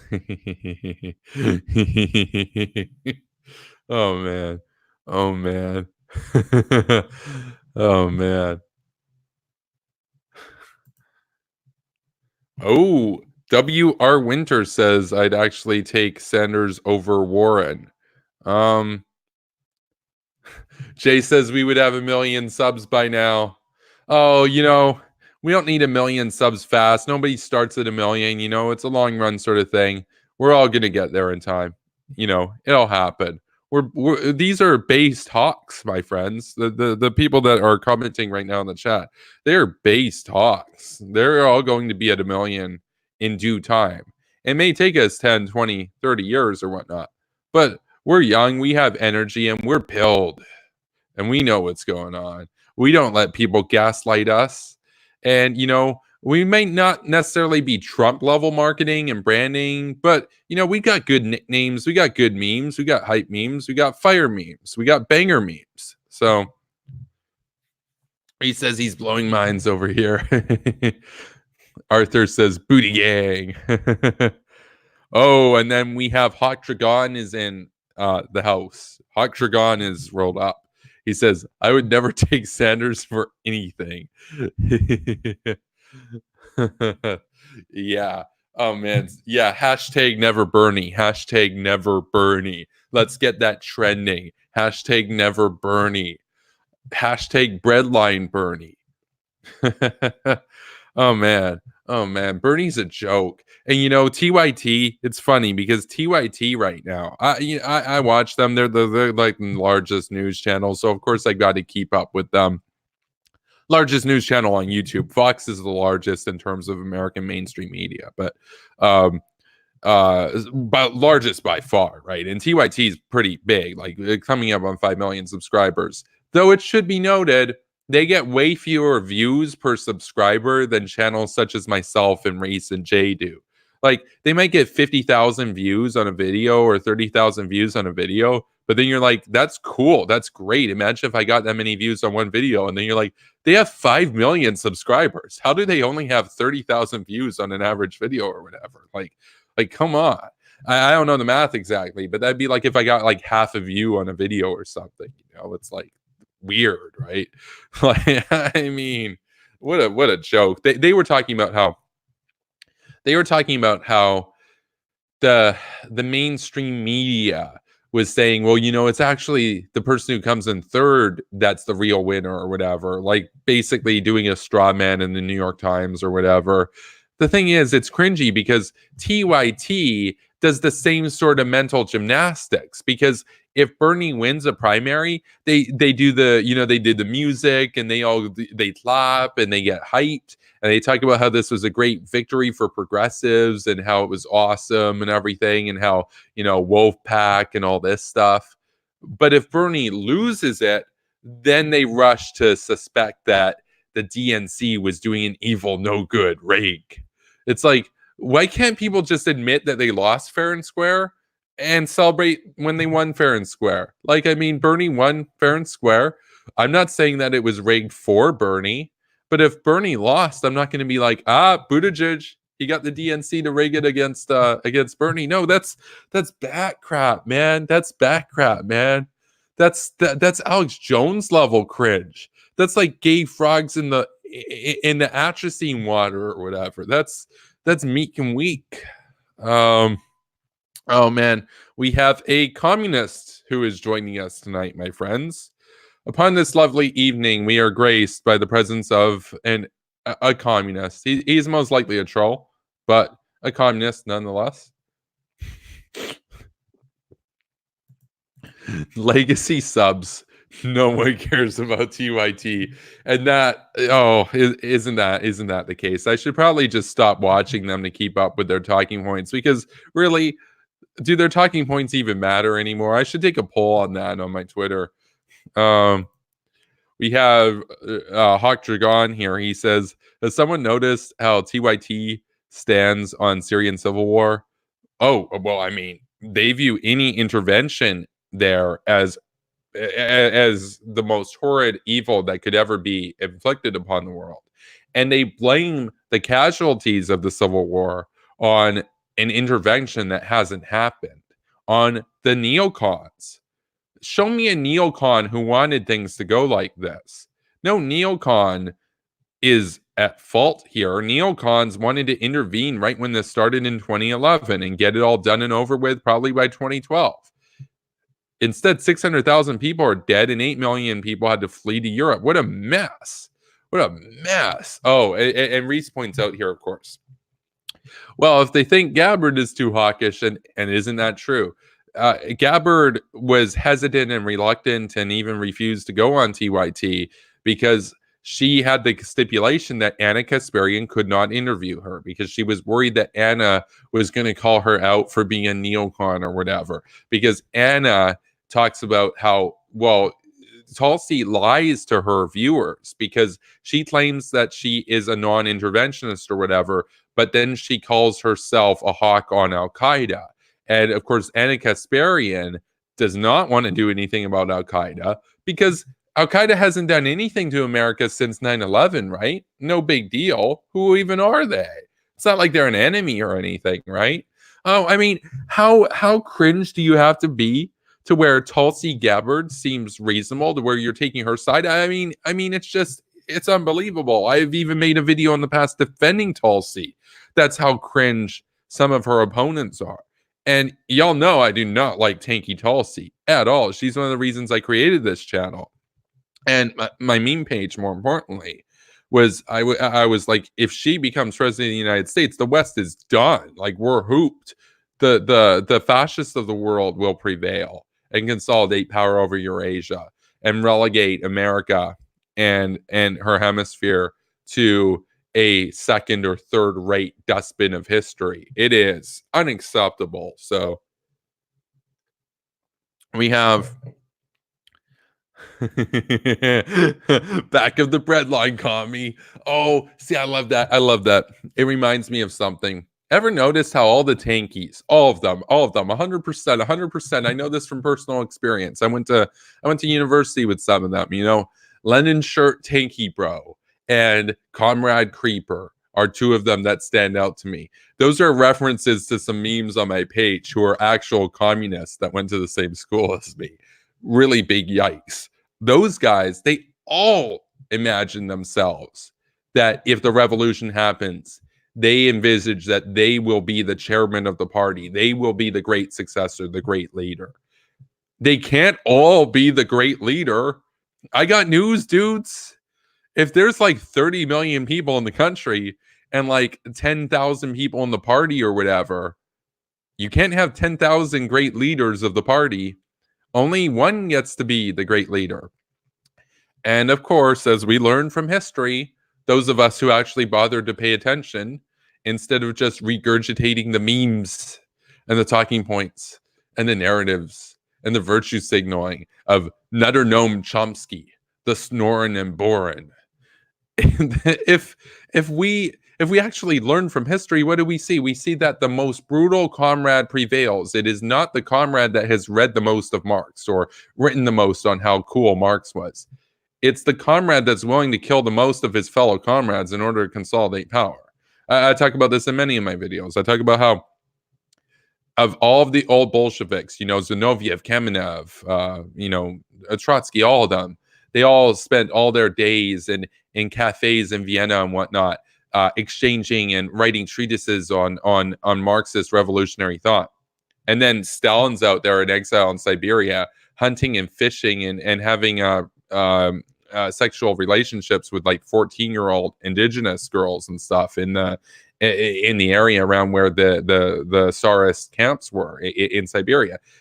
And he's not bothering to read anything, and he's not bothering to write anything. And the other comrades are kind of seeing him as not a real communist. They're kind of seeing him as, you know, he's just a thug. He's just a jock. He's not really in it for the historical materialism or whatever. Guess who prevailed at the end of the day? Guess who had all of the well-read intellectual idealist comrades lined up and shot? It was Kuba. It was Stalin. It was the dude who was spending his time hunting and fishing and stuff. That's the dude who wins in a communist system, right? I mean, I know it's a meme. I know it's a meme back of the bread line. But realistically speaking, this neo noir guy, if he's a real communist, a real tanky, my guess is he's like either 135 pounds and pinner and like a Twinkie twink, or he's like 400 pounds, grossly overweight, and unable to defend himself or whatever. In either case, he stands no chance because there's going to be a buff comrade out there that hasn't read that much, but knows how to run a mob, basically, knows how to do gang stuff. That's going to consolidate power and determine the course of history in the party. That's just how this system works. Communism's so cringe. Imagine being a communist in 2020. Like, I know it's a meme current year or whatever, but no, I'm serious. I'm serious. Imagine being a communist in 2020. How sad is that? You have access to the most abundant prosperity in human history, even if you're not a billionaire or whatever, even if you're like lower class or whatever, it doesn't matter. You're living it better than the party elites did in the Soviet Union, because you're at least not fearing for your life that you're going to be purged at any day for something that a member of your extended family was even accused of doing, because their neighbor wanted their apartment and their rations from the state. So now you're going to the gulag for 3 generations or whatever. Unbelievable, unbelievable, unbelievable cringe. Imagine being a freaking communist. No, I hate communism. I am one of the most staunchly anti-communist people that you will ever see out there. I understand how that system works. We have W.R. Winter here, says, you know that former KGB guy, Bezmenov. Oh, 100%. Yuri Bezmenov. He knew what was going on. He talked about how the delusional leftists think they'll be the head of the revolution, would be the first against the wall. He's right. He admitted. He admitted that the Communist Party of the Soviet Union had the most contempt for the useful idiot lefties and hippies and stuff in the West. They had more respect for Reagan and Reaganites than they did for communists in the West. And you think, wouldn't they like the communists in the West? Wouldn't they like the people that want to help them out?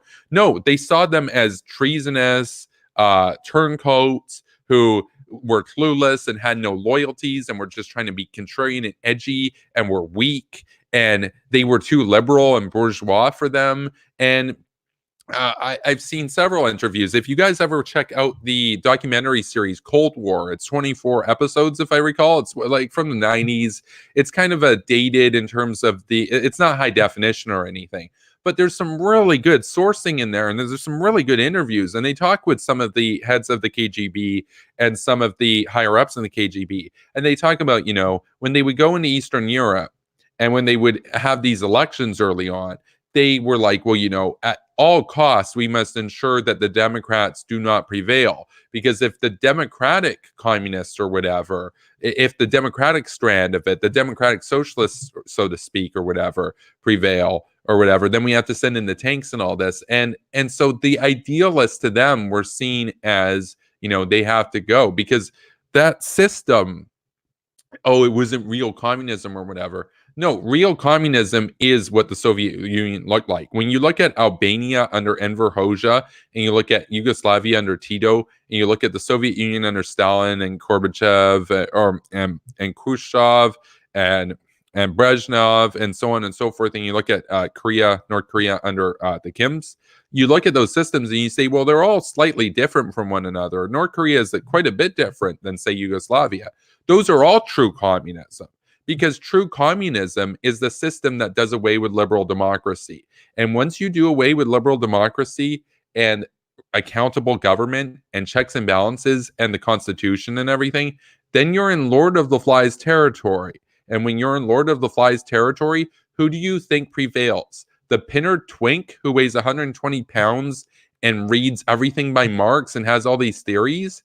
Or Koba, who's out there hunting and fishing and bumping weights or whatever, and goes in and purges all the comrades and consolidates power for himself? Who do you think wins that?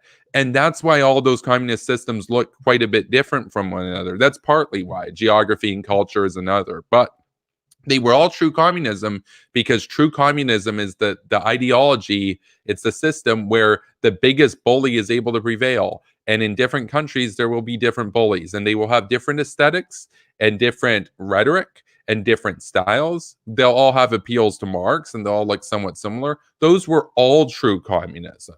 Cuba was true communism. You know what's not true communism?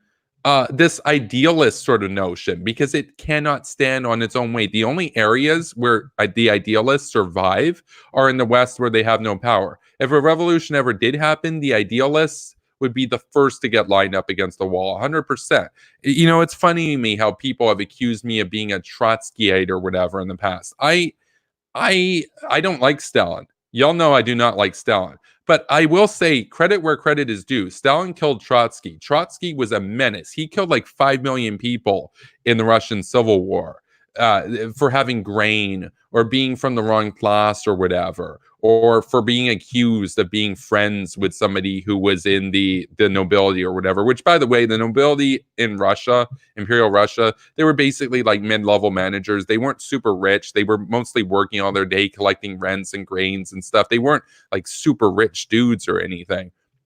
Same with the kulaks. The kulaks weren't like driving Benzes and stuff everywhere. They were just peasants that had like 2 grains of corn more than the next one, or maybe half of a, like half of a cow more than the next one. Oh, kulak plus enemy or whatever. It's like, come on. No, I despise the Trotskyites. And in fact, okay, this is controversial. I'll have a video on this later.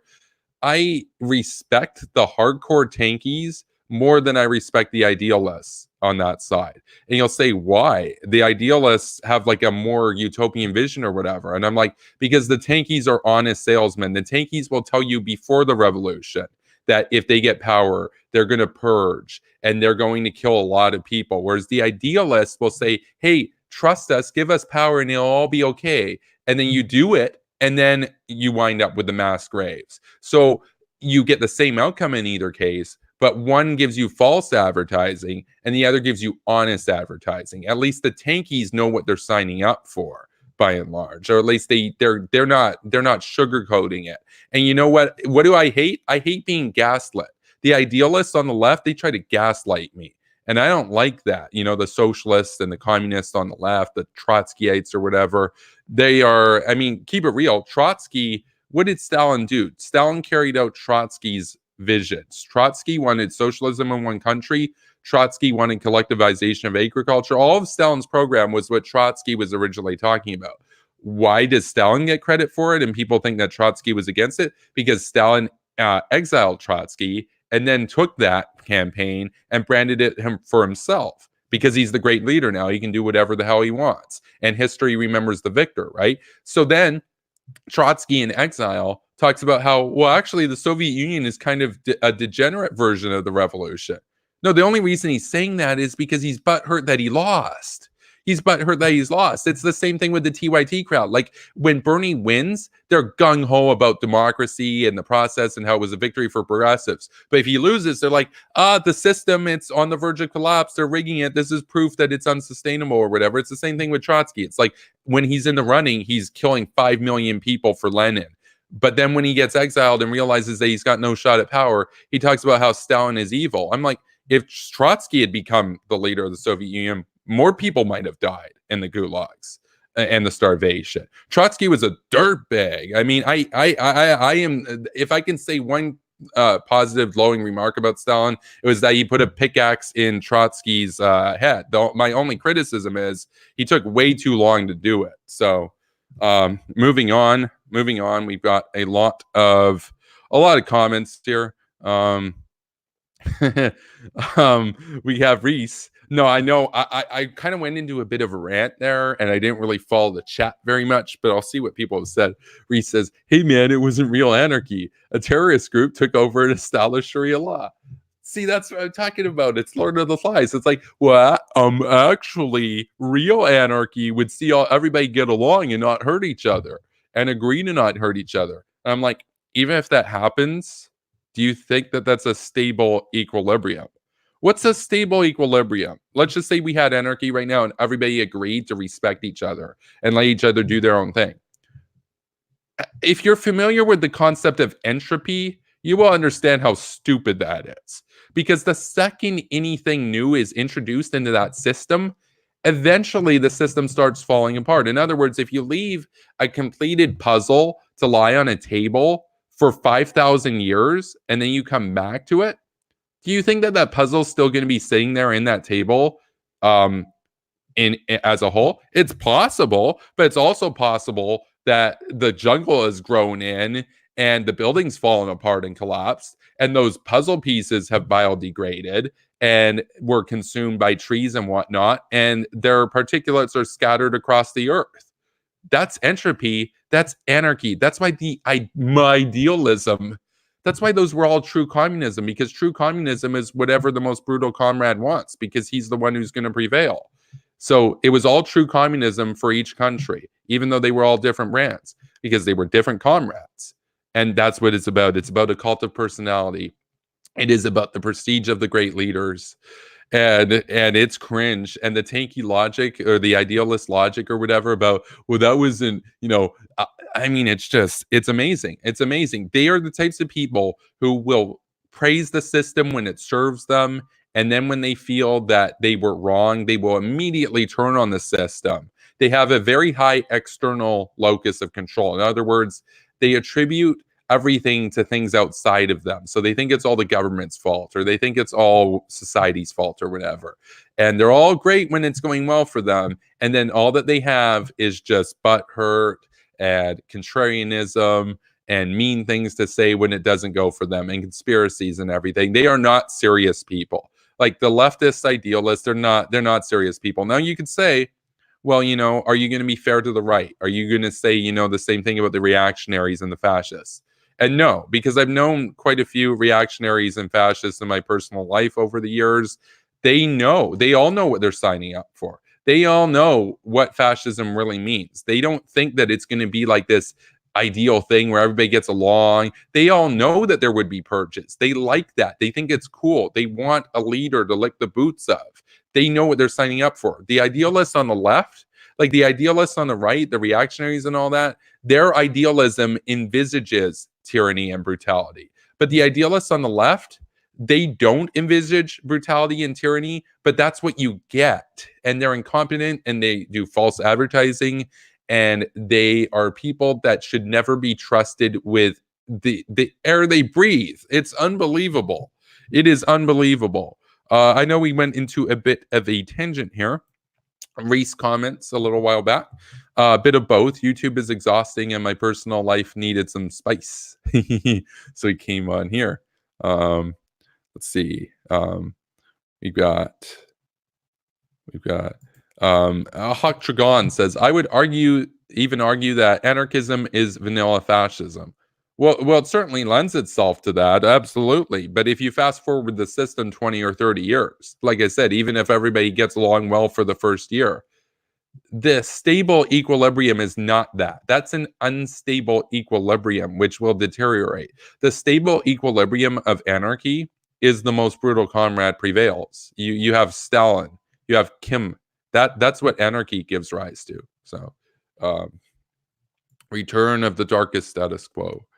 We have big up reason vision. Hawk clarifies, or rather, if you want the cleanest flavor of fascism, support anarchism.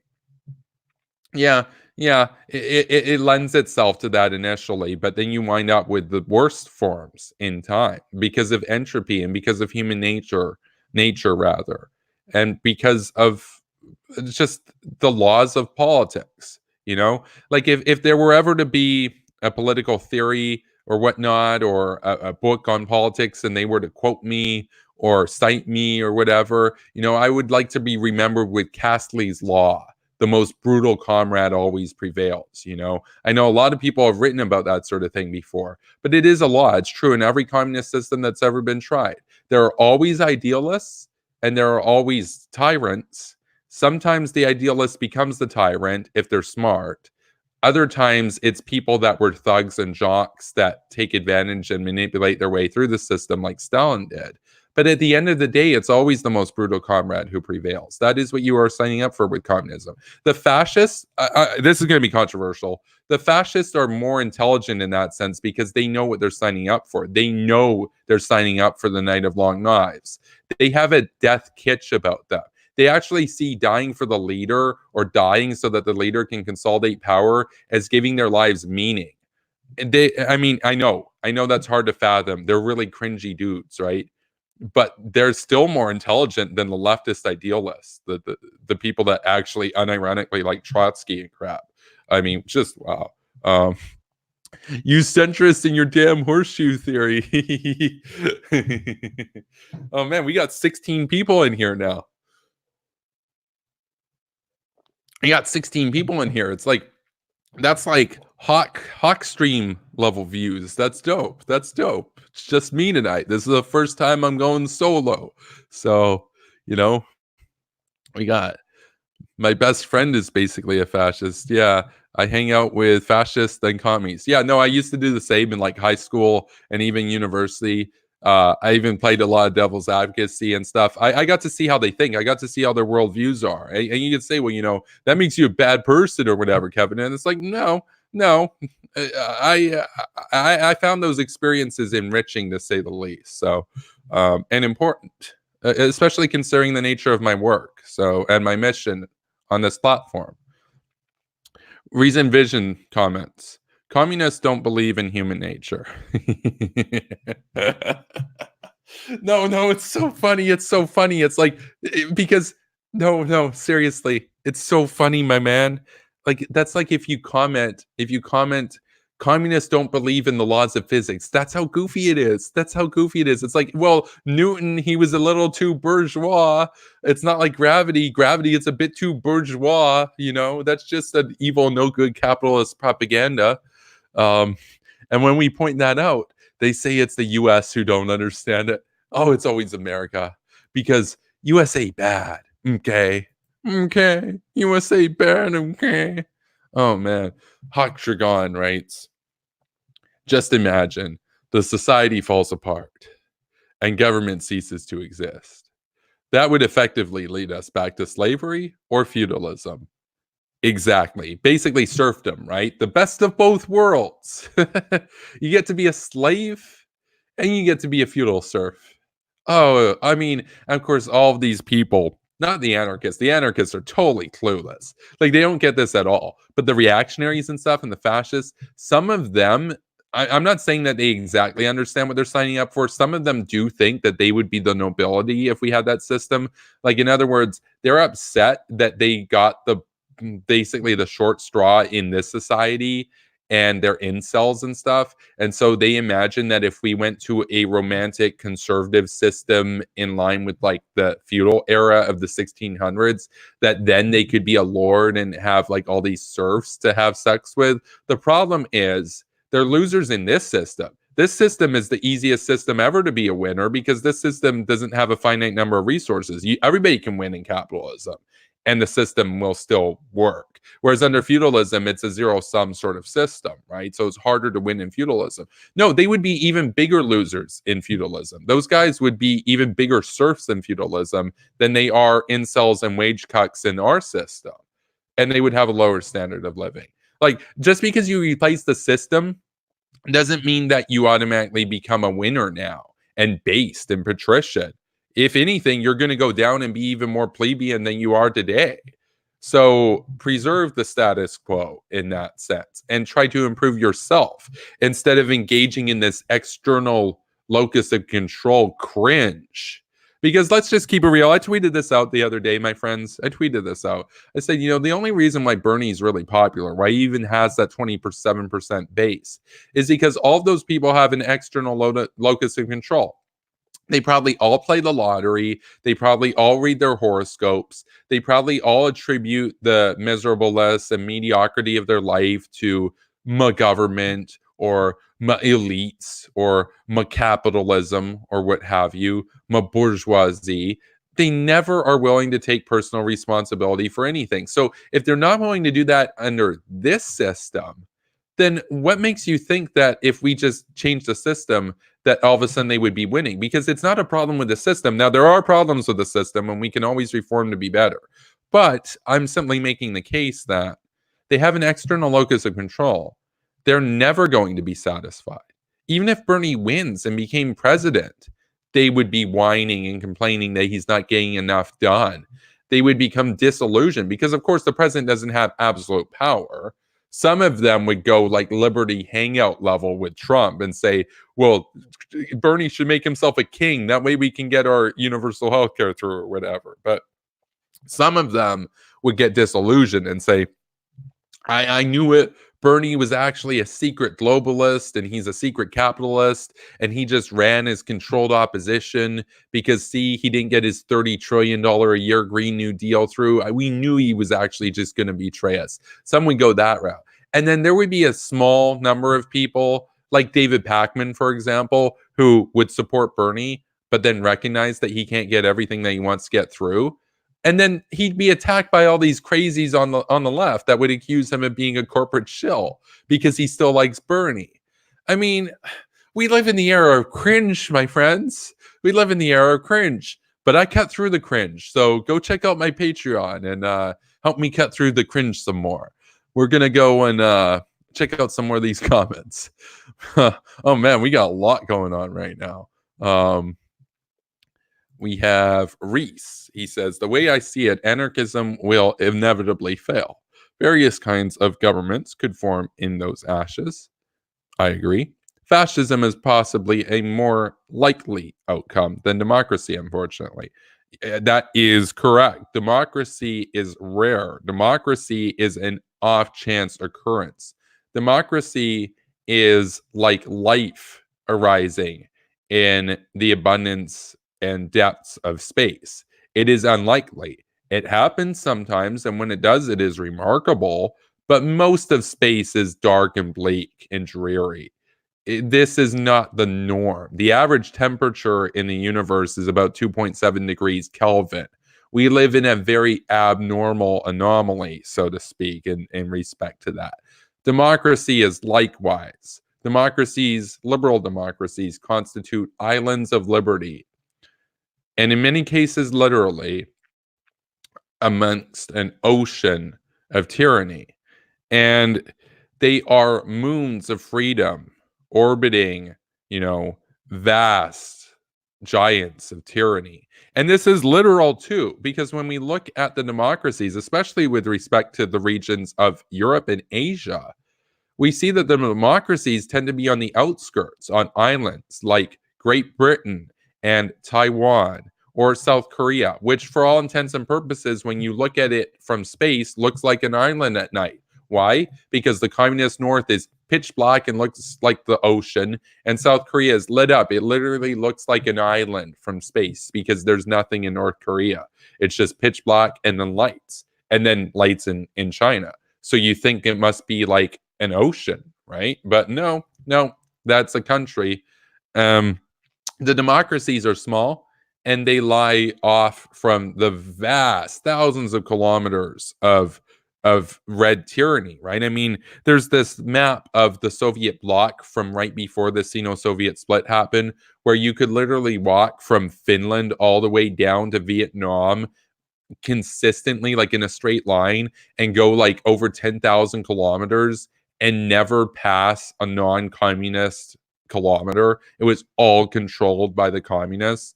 And then there's these small little pockets of freedom in Taiwan and Hong Kong and South Korea. Democracy is not the norm. It's not the norm. And it's worth preserving because the alternative is a hellscape. We are lucky. We are blessed. We are fortunate to be here in our circumstance. And we would be remiss and we would be sad if we blew our opportunity here to preserve our civilization, because we are in a mortal battle of life and death, basically, between the forces of fascism and communism and the forces of liberalism. And it is not clear to me that liberalism wins at the end of the day, because the liberal order is not willing to fight to protect itself. Never mind expand her hegemony abroad, not even willing to protect our countries from foreign intrusion. Unbelievable. I'm going to move on to some more comments. We have you capitalists and your goddamn science. We have a question here for me from the War Kettle. Hawk J. He says, Kevin, do you know that we have some U.S. troops here in Cyprus? I did not actually know that. I know that there are British troops stationed there, that they have a British military base. I was not aware that there are American troops there. That's pretty based. Big up America. We have, hopefully the coronavirus will kill the commies off. Yeah, see, that would be really fitting, wouldn't it? Because it was the communist system that let this virus get to the point that it did. A free market capitalist system with an open liberal government would have recognized it and done things to counter it, and would have alerted the public that this was going on literally weeks, if not months, before the communist Chinese were forced to do it because it got so bad and so obvious. These systems always try to hide things. The most egregious example of this is Chernobyl. Look into the history of Chernobyl to see how transparent communists are when it comes to declaring when they've made an oopsie. So Bernie is an unacceptable option for commander-in-chief. He would actively oppose American interests at any opportunity he could. As president, that would be his most obvious influence. I agree, Reese, 100%. That would be Bernie's legacy. Bernie's legacy would be a continuation of Trump and Obama, but with the added effect that where Trump did really cringy things without really thinking about it or just kind of bumbling along, Bernie would know exactly what he's doing, have thought about it for 50 years, and shot America in the foot and been proud of it.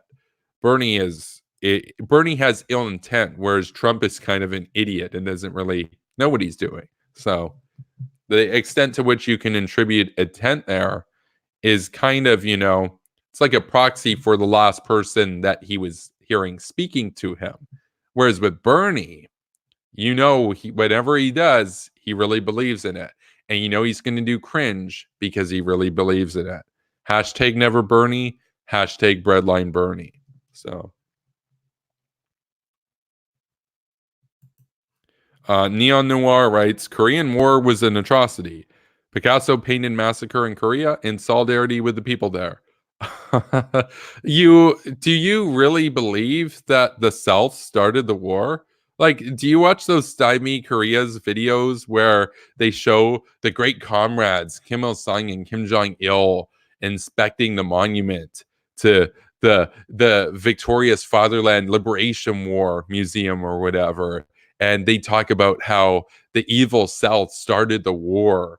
I mean, because even North Korean generals that have been interviewed have admitted once they've crossed the line and defected that, they kind of realized that the North did it because the North made such rapid advances southward that wouldn't have been possible if you had to sustain defending your ground first and then launch a counter invasion. And they concluded, yeah, the North actually did. And those were even people who were higher up in the North Korean military that admitted that they started the war. Not to mention that we have the transcripts. We have the transcripts. The Soviet Union collapsed. We can't see the North Korean documents in Pyongyang, but we can see what was exchanged to Moscow. Stalin gave Kim permission to do the war. Kim asked Stalin permission to invade the South. Stalin said, if you do it, I'm not going to have troops for you. I'll talk to the comrades in Beijing and try to get them to send you some troops, which Mao later did. Mao sent his own son to die over there. He said that he would provide air cover to the Korean People's military, and they invaded the South. It's so obvious they invaded the South. Like, imagine living in 2020 and thinking that the North Koreans weren't responsible for the Korean War. That's lunacy. See, that's why I partly think he's a troll. But on the other hand, there are people that I went to university with that spent big money, went into big debt to get political science degrees, that came out of it still believing that the North was wronged and everything. I mean, imagine spending like 10K, 20K, 50K, 75K, 125K to get your degree, most of which would be debt, right? So with interest and everything, see all that up 20, 30% if it takes you 10 years to pay it off. And you come out of that dumber than if you dropped out of high school in grade 10 and went to work at McDonald's. Because I can tell you a lot of those people that work at McDonald's, even if they've only got like a grade 10 education or whatever, they're not going around talking about how the North I was actually invaded by the South or whatever, and it was actually America's fault or whatever. I mean, you spend all this money and you're dumber than the people that just said I don't want any part in higher education. Unbelievably cringe, super cringe. We have a comment directed at Superpower Broadcasting here, yours truly. Random tangent, but what do you think of Pan-Asian ideology, Asian values, and the like? I'm not getting into that right now. I may have a video at some point on things such as Confucianism. I've talked about Korea in the past. I've talked about North Korea specifically, but also South Korea to some extent. I'm not getting into that currently. We have here a new commenter. We have Walter Lepley. He comments, are we most critically talking issues with managing our burgeoning nuclear friends in North Korea and Iran?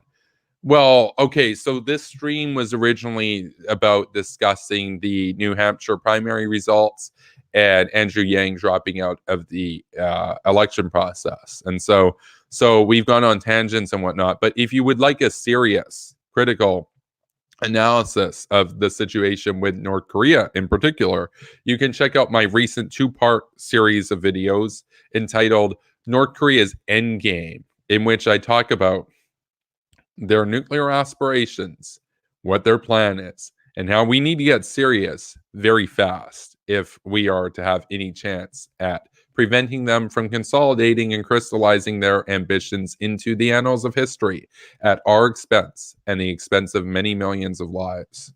We have a further comment. We have here Nightmare Fuel Reese. He comments, hashtag never Bernie, hashtag breadline Bernie, Kevin Castley with the XD emoji. That is great. That's base. We've got Walter Lepley here. Oh yeah, I was amazed when I started hearing people a few years ago babbling about why we have to understand why North Korea might hate us justifiably or some shit. No, it's totally true. I talked about it in that video. I'm like, I understand why the North Korean regime feels threatened. Like, I'm not one of those people out there who's saying, they're crazy to try to get nukes. They're insane to get nukes. I understand why they're getting nukes. I understand 100%. I think it's a good thing to understand why they are. I think it would be a bad thing if we said, let's not try to understand them because they're bad people. They're evil. Let's not bother understanding them. That'd be like saying, let's not read about Hitler because Hitler was a bad guy. Let's not read Mein Kampf because he was a bad guy. It's like, no, I want to understand what makes these people tick so that I can defeat them forever. So, we have reason vision here. War bad is like, if no shells are fired, conflict and totalitarianism doesn't exist. Well, it's even worse than that. Reason is even worse than that. 100% it's worse than that. The anti-interventionists in the West, the people that call themselves pacifists, anti-war, war bad, all those memes, the shoes on heads, the armored skeptics, the neckbeard Jimmy Dores, the Kremlin cows, the Abby Martins, all those. Well, she's not in the West. She works for Venezuelan state TV now. But you get the point. All those fifth columns amongst us, they talk about anti-war. They talk about their opposition to war and how war is this great evil that's so wrong for humanity and therefore America bad. But when Russia bombs Idlib and kills thousands of civilians, they say Russia's justified in doing that. That they're fighting American imperialism. In other words, they're not against war. They're not against Assad killing people. They're not even against Russia invading Ukraine. They see it as anti-imperialist for Russia to take Ukrainian territory for their own empire. In other words, they're not anti-war. They're anti-America because they like it. They cheer when our enemies do war. If they're not principled pacifists, I could actually respect a principled pacifist more who said, I hate it when America does things with the military and I hate it when Russia and Assad do things with the military. Now, I'd still say that that's a bad person, that they're doing a false equivalence. They're comparing America to the Nazis and stuff. That's cringe. But at least I have more respect for them than I do these fifth columns who are actually pro-war as long as it's against us. They're traitors within. They walk amongst us. You must recognize them. You must detect their talking points and narratives. And when you find them, you must shame them and point out that to the world, this comment is acting against our interests and undermining our security, this is the comment of a traitor. This is the comment of somebody acting to destroy our civilization from within. You should recognize the enemy when you see them, because it's easy to recognize the enemy if they're wearing, a North Korean military uniform or fascist Russian Navy uniform. It can be harder to detect the enemy when they're civilians that grew up and were born in the West, and they're not being paid by Russia, but they're shilling for Russian memes and narratives against us. It's harder to recognize them as the enemy, but they are just as much the enemy. And in fact, in many ways, they're an even bigger enemy and an even bigger danger than those who are in the Russian standing army, because at least those people were born there and they're just doing it to put bread on the table. The people in the West have a choice. They could join the hot gang. They could be neutral. They could just, go and work at McDonald's or whatever and not care about this stuff, and play Fortnite or whatever and not care about this stuff. But no, they choose to read about politics. They choose to do all this stuff, and they choose to shill against us and undermine our civilization, our national security, and everything. They are enemies. They are the haters and traitors. They are fifth columns. They are filth. And it's as simple as that, my friends. So be vigilant. Be vigilant. We have further down here, we have Mr. Reese. He says, Bernie has openly praised Trump's meetings with Kim. That really says it all. No, 100%. 100%. Bernie would have even less conditions than whatever Trump has. I know Trump has the thing. Bernie would one up that somehow. Bernie would be more cringe. I'm not saying that he might actually do the love letters thing. He might actually do the love letters thing even worse than Trump. Because unlike Trump likes Kim because he sees Kim as being this guy with a lot of power, because Trump's kind of like wannabe fascist at heart. Whereas for Bernie, he believes in the ideology of Kim. It's not just that he likes his style. He likes his style and he likes what he's doing. Like, in other words, and he knows what's going on and he still chooses it. That's worse. Like it's one thing to be uneducated and kind of clueless and bumbling and goofy and then side with a dictator. That's bad. It's another to be a very educated, intelligent, and professional kind of person like Bernie and then side with a dictator. That is insidious. That is treasonous. So what else do we have here? We have Nightmare Fuel, who writes, there's a difference between understanding the enemy and siding with the enemy. Neon Noir seems to have lost track of that nuance. I concur. Moving on. W.R. Winter comments, there are certainly a bigger danger because we have a First Amendment and the principle of free speech that demands we respect the fifth column's rights to be just that, a fifth column. And you are correct.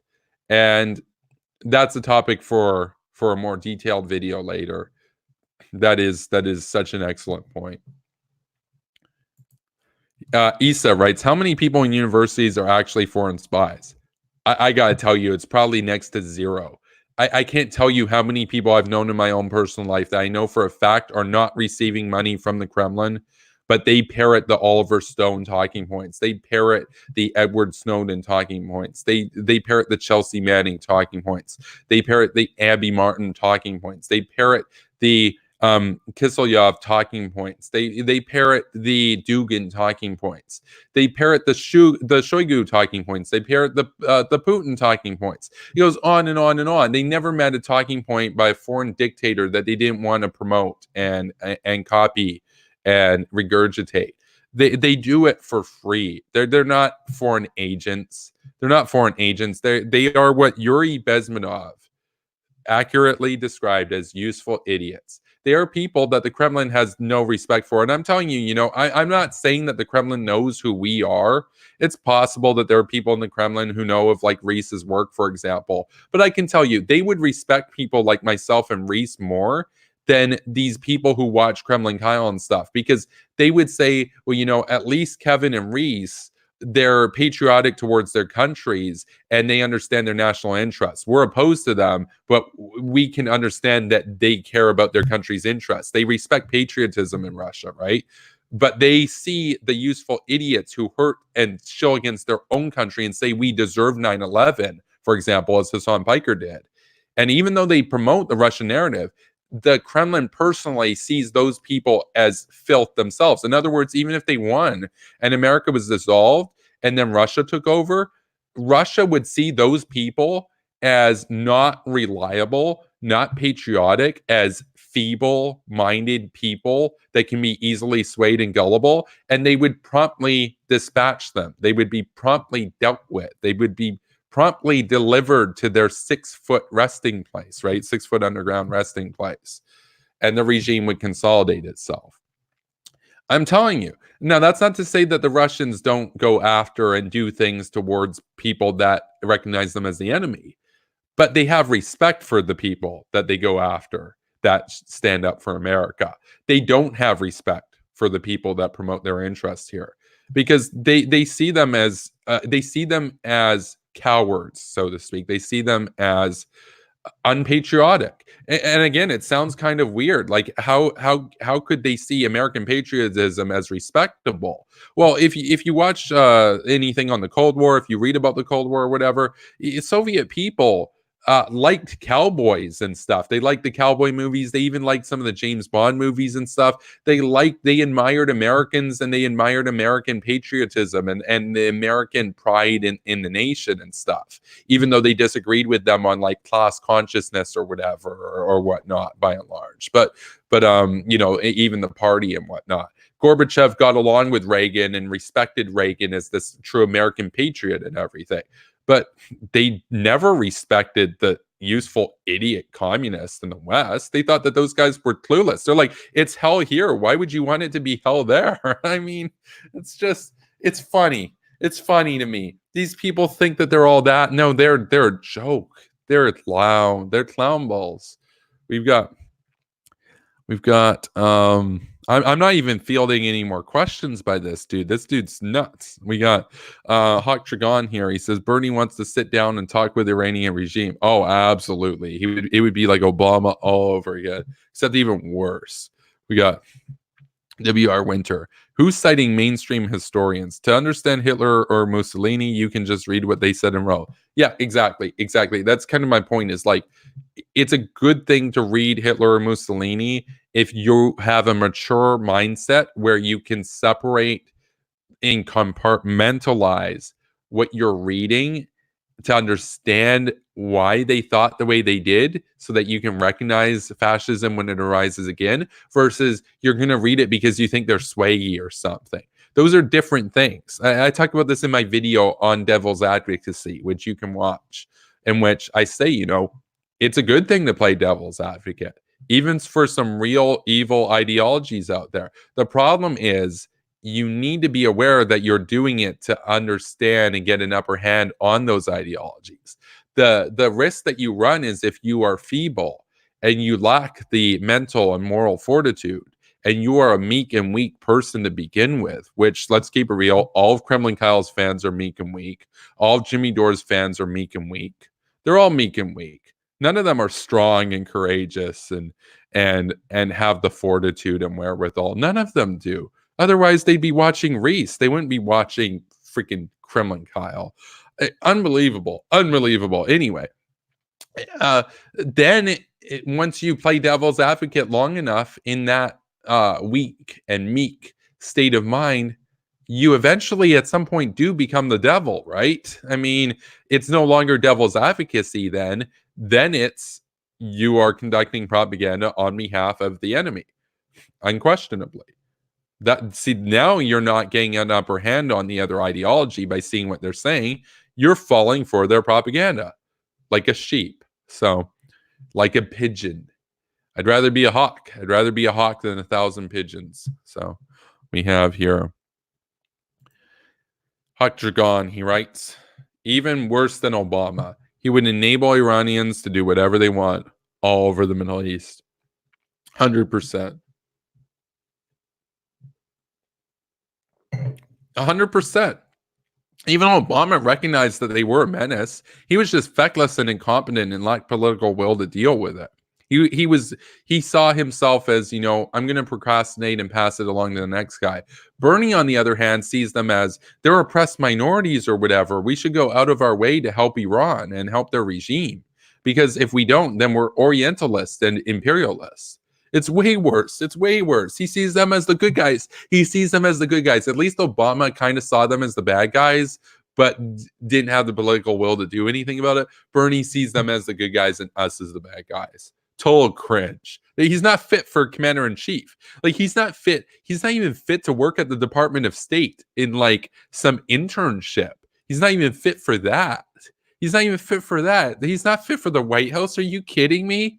Are you kidding me? No, the people in New Hampshire that voted for this guy, total morons. Total morons.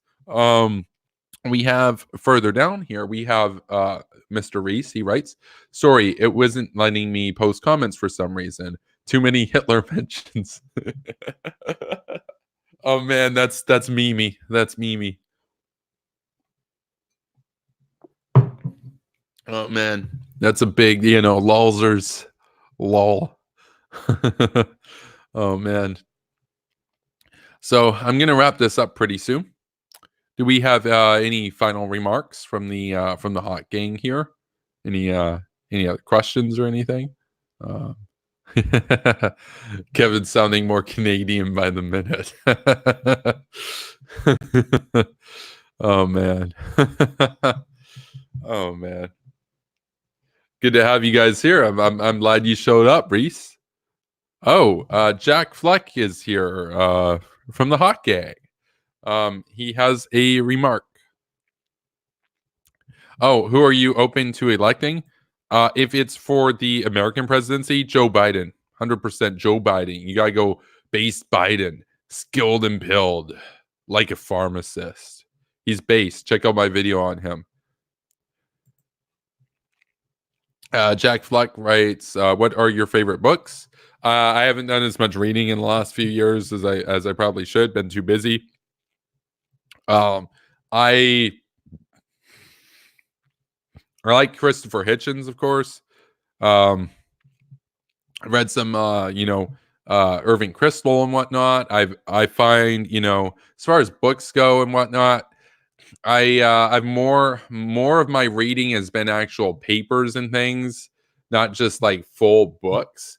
I read a really good book. I'll get it out if I got it back here. May take a moment here.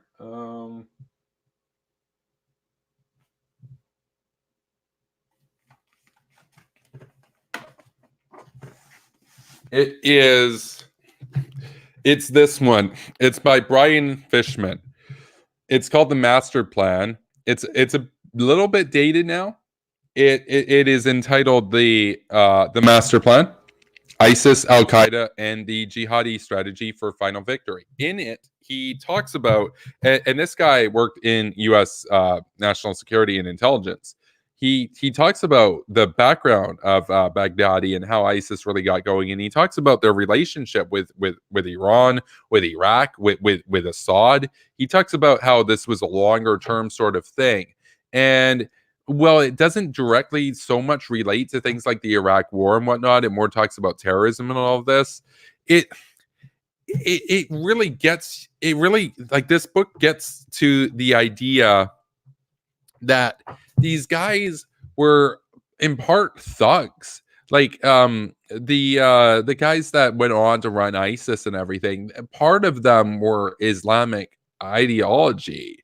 That was the motivating factor. But they were thugs. They were people that they wanted power. They wanted money. They wanted swag and stuff.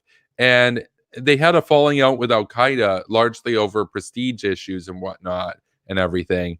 I'm not going to go into the book too much, but it's an interesting book if you want to understand some of what's going on in the Middle East from a perspective that isn't cringe like Noam Chomsky or something.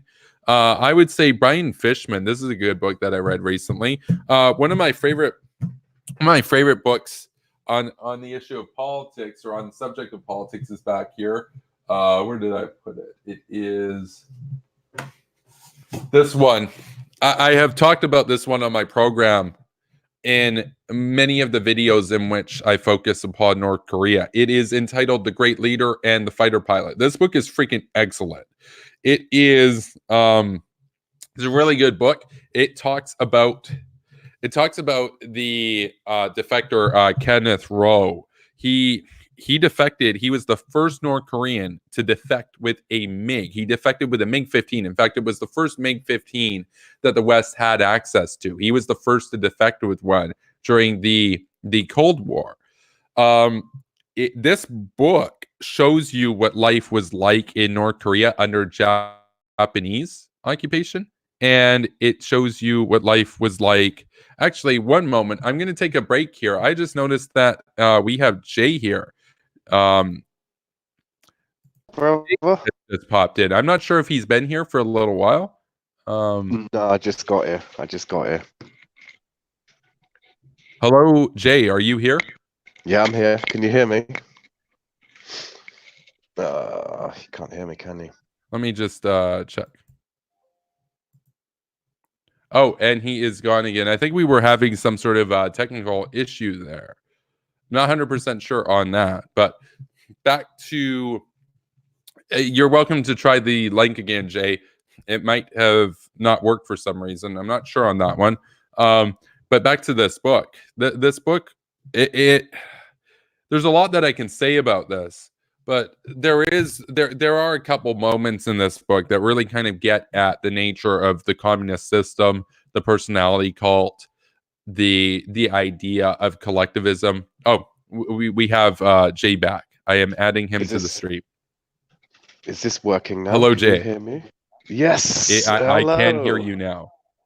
Awesome. How you doing? Hello, Jay. It is great to be joined by you. Welcome. Man, how is it going? That's good. I'm just at work, and I thought I'm a bit quiet, so I thought I'd pop in and say hello.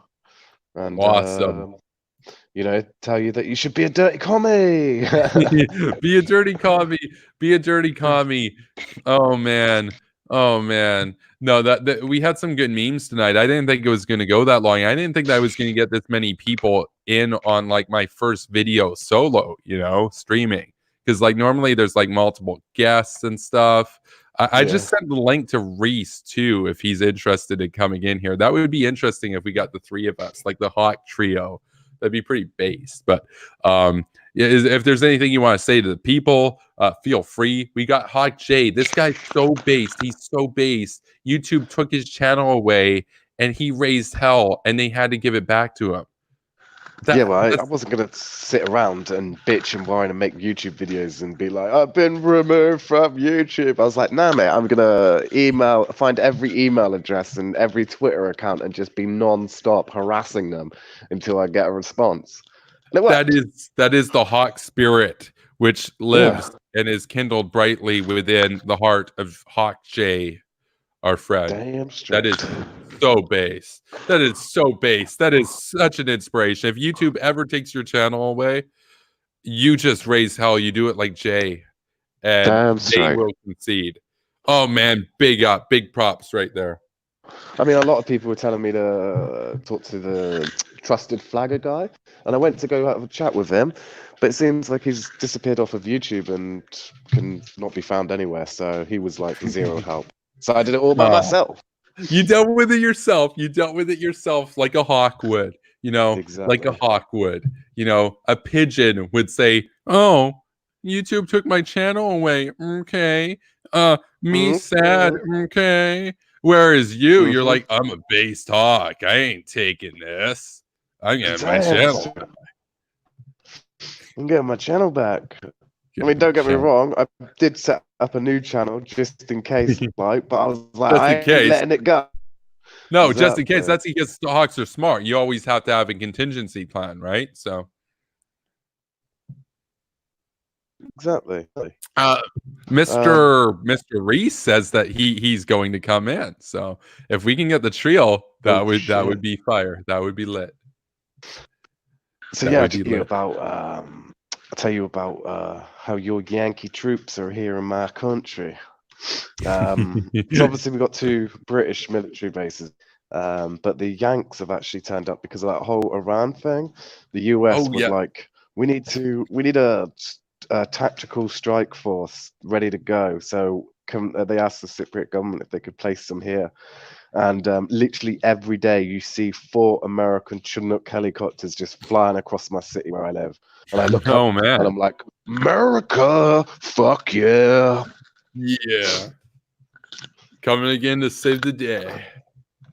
Damn straight. I just wish that they would, go to the northern side and deal with that. No, situation. I mean, that's like my ideology is Team America, but unironically. So I'm with you on that 100%, mate. That's me as well. 100%. 100%.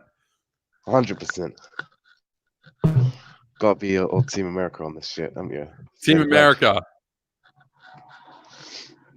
Even though, like, Team America is basically as like a insult to the Hawks, but I think it's like should be our like war call, rattle. What is it? Call to arms sort of thing, Oh yeah, no, I know. Like that should be the intro to every edition of An Evening with the Hawks. Is that theme song? America, America, fuck you. Coming again to say the motherfucker day, yeah. No, what else has been going on? Oh, he's here. Okay. The prince has arrived. The prince has arrived. Of darkness. Making horrible choices. I was like, you know what? I'm gonna get to bed at a decent hour. Me too. But at this point, I thought it would go an hour. I thought it would go an hour. I know that doesn't sound like me, but at this point, I'm just like, you know what? Fuck it. It is great to be joined upon this wonderful evening. This is my first. Well, it was my first stream going solo, but I'm not solo anymore. We have the Hawk Trio here, my friends. We are joined with 2 very based Hawks. We are joined by Reese, the bass, Prince of Warmongers, and we are joined by Hawk J, the relentless of the War Kettle. This is the relentless. No, Reese, were you aware they took his channel away, but he got it back because he doesn't know? I did see that. And, that is leet. I felt bad here. I was gonna I don't know. I was gonna do something about it, and then he was like, "Oh yeah, I got it back," and it's like, "Well, shit." Okay. I was gonna make a video. On how this is. Oh, that's right. I was gonna promote it, but then I've been so lazy, I haven't made anything. So that's my bad. I've been like, you know what? Fuck all this shit, man. Oh man. We have Walter Lepley. He says, "I missed your voice, Reese's." Aw. I knew somebody, it was so sweet. It was the only guy in the chat. He's like, "Oh, I haven't seen you for a while. How you doing, man?" It's like, that really gets me in the heart, man. No one ever takes time out of their day to be like, "How you in the heart?" Because we got this communist in here talking about how you're a dirty, greedy capitalist pig and stuff, and an evil war hawk, and how you're an anti-North Korean whatever propagandist. I like this Jack Fleck guy. Why the skeleton head? Is that good optics? Absolutely not. But then again, it's a meme. It's like that guy on Twitter, Pest, who's got the Trotsky with the American flag in the background, the neocon who made his profile picture Trotsky. It's like it's everything that the cringe lords and the cringe mongers imagine we are. Like it's that reflected back at them. It's like it's a meme. It's a meme. Yeah. Question for you two. So, are you both on Pacific Standard Time? I'm on Mountain, so I'm on Pacific. I'm like an hour removed from that, so it's not really a big difference. 3:30 in the morning. Everyone's getting doxed on their time zones here by the War Kettle. You've been doxed. Yeah. So for Kevin, it's 3:30 in the morning. Doxed by time zone. Yeah. Yeah, doxed by time zone, and then for Reese, it's what 2:30 in the morning. No, it's 4:30. 4:30. Oh shit! Mountains ahead. Okay, I told you. No sense, but all right. I told you I'm making no good choices tonight. Like this has been established. Yeah. What? No, that's not true. You came on Superpower Broadcasting, so that's man. That was the worst choice I made by far. That was like the most ill-advised. Man, last time I was on here, I was on here for 4 hours. That's kind of true. But we did get 400 views on a channel with 250 subs. So that's true. No, that was a crazy conversation. We covered like more than I think I actually know. You know, like we talked about more than I think I could even remember. That was a great introduction for the viewers. If you're not familiar with Reese here, go and check out that video. That will give you a really good sort of introduction in terms of Reese's views.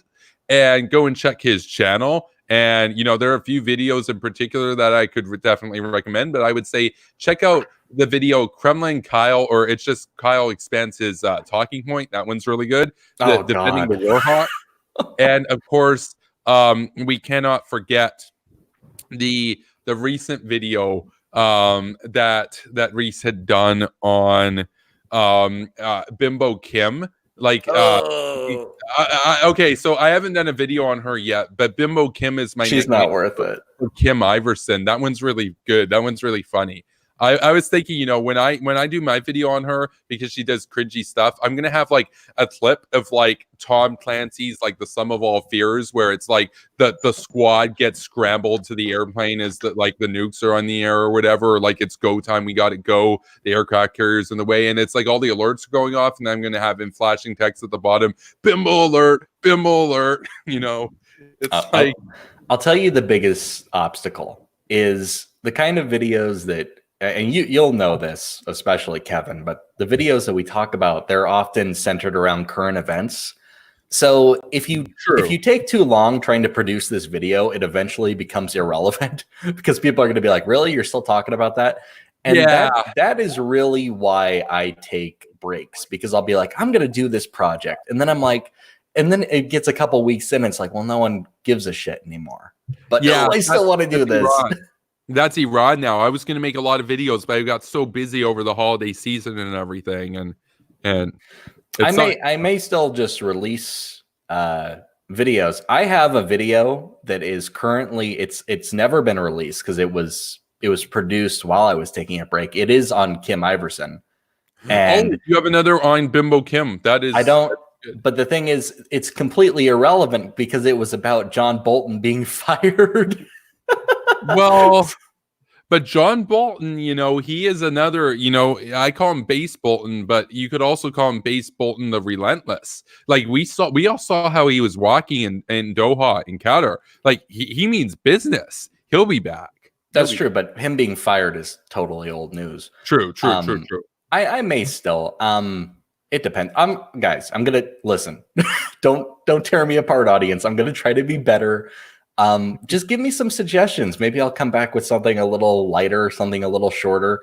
The last one, I set myself up for such failure because I was going to do this big response to Michael Moore, and it was a motherfucker of a response to make. I mean, the original podcast was like 20 minutes, so that video would have been like an hour at least. An hour and a half, maybe. I want an hour and a half Nightmare Fuel video. That would be so based. Maybe I'll still do it because I remember I went to all the effort of recording the podcast with OBS because of course I couldn't download it. You know, there wasn't an option because that's a really great way if you have a podcast. Yeah. If somebody produces a podcast, I should be able to download the podcast off of my whatever device I'm on, if I'm on my desktop. If you're making me go through like a fucking paywall, I will not pay money for a fucking Michael Moore podcast under threat of death. Wait, I have made horrible financial decisions. That would be the worst one by far. But that's Michael Moore's podcast, right? Yes. Well, I thought that capitalism and profits and stuff were bad. And I don't even know if that's a for sure thing. Like you could like sign up for a Spotify account, like a premium account, and maybe I think you can get an option to download things on your desktop. But it's like, really? You're making me jump through that hoop? I just want to download a fucking podcast. I'm not like trying to pirate music here. It's a podcast. It's already free to listen to. So if something is free to listen to, what if I didn't have Wi-Fi? What if I didn't have data to use? What if I was just like, you know what? I'm going to go off the grid, but I'm going to have my fucking shitty podcast to listen to. But no, apparently you have to have the premium account. Well, fuck that shit. You have to have the premium account. You have to pay for the premium tier to listen to the socialists tell you how capitalism is bad. Well, that irony exists for sure. No, I might still, but again, that's kind of old news because it was about Soleimani's death. But it might be worth it because it was so terrible. You know, I'm just going to do my own thing. I'm just going to, I'm not a current news channel. I can talk about old news. Who gives a fuck? I'll like the video. Yeah, damn I'll right. share the video on Twitter. I'll make them at my own pace, goddammit. Yeah, Reese, you thanks, tell my him. Dude. I'll be back. So for me, I've got a video in production. Well, actually, I got 2 videos that are in production from literally over a year ago now that I just need to do some voiceover work. But they're archaeological vlogs, so they're like, it's already old news. It's like 5,000 years old, so it's it's not like it's late or anything. And the other one is a vlog video of me going to Stonehenge, which I also need to do some voiceover work. That one has been in production for like 2.5 years. So. And they're coming out soon. They're almost finished, actually. So they'll be coming out. But I want to talk to you guys about something since I've got 2 Yankees here. I want to talk about everyone being all outraged because Nancy Pelosi ripped up that speech at the State of the Union. And I want to point out that she put her hand out to shake Trump's hand as the president of the United States and as her as the Speaker of the House. And he just blases walked past her, ignores her. So I'm with Pelosi on this. Yeah, damn right. Rip up the speech. Fuck that orange buffoon. You would be surprised to hear people defend that. Like, well, you know what? He doesn't owe her a handshake because she's trying to impeach him. It's like, okay, I know, right? Well, then don't pretend to care about class then. Like that's what got me upset about the speech tearing, where they were like, oh my God, this is such an affront to the Constitution and to the fabric of our society. It's like, motherfucker, like, when have you people cared? I thought your whole thing was like, fuck the status quo, drain the swamp. But no, very conveniently, they'll care about decor every now and then. Give me a fucking break. No, it's kind of the same way as we were talking about earlier, or as I was mentioning with the primaries, how, democracy and the process and the DNC and everything is awesome if Bernie wins. But if he comes in second or third, they rigged it, right? It's like... Of course, yeah. I mean, you don't hear because you were saying it earlier. He obviously won this primary. Yeah, shock of all shocks in New Hampshire, like right next to Vermont. He won fair and square. He won fair and square. I'm not saying that they rigged it for Bernie. Yeah, because no one in our camp is that fucking crazy. Like there is such a stark difference between us and them. They lose and they lose their fucking minds and they insist on dragging us all down with them. Like, oh my God, this whole system. They're like someone who lost a board game and then they just like flip up the table. They flip the table. And we're sitting here trying to play fairly. And you know what? At some point, it's just not fun playing with someone like that. It's like playing with a petulant child. Absolutely. Child. Kevin, can you read that comment that's in the chat, second one from the bottom? You got a guy asking about Israel content. Yeah, so I want to respond to that a little bit, actually. Of course, Jay and his Israel agenda. Look at it. I forgot. I also have 5 more videos of my Israel trip to release. They'll be out soon as well. Yeah, they'll be out at the end of 2020. Don't worry. Yeah. He just has to do some voiceover.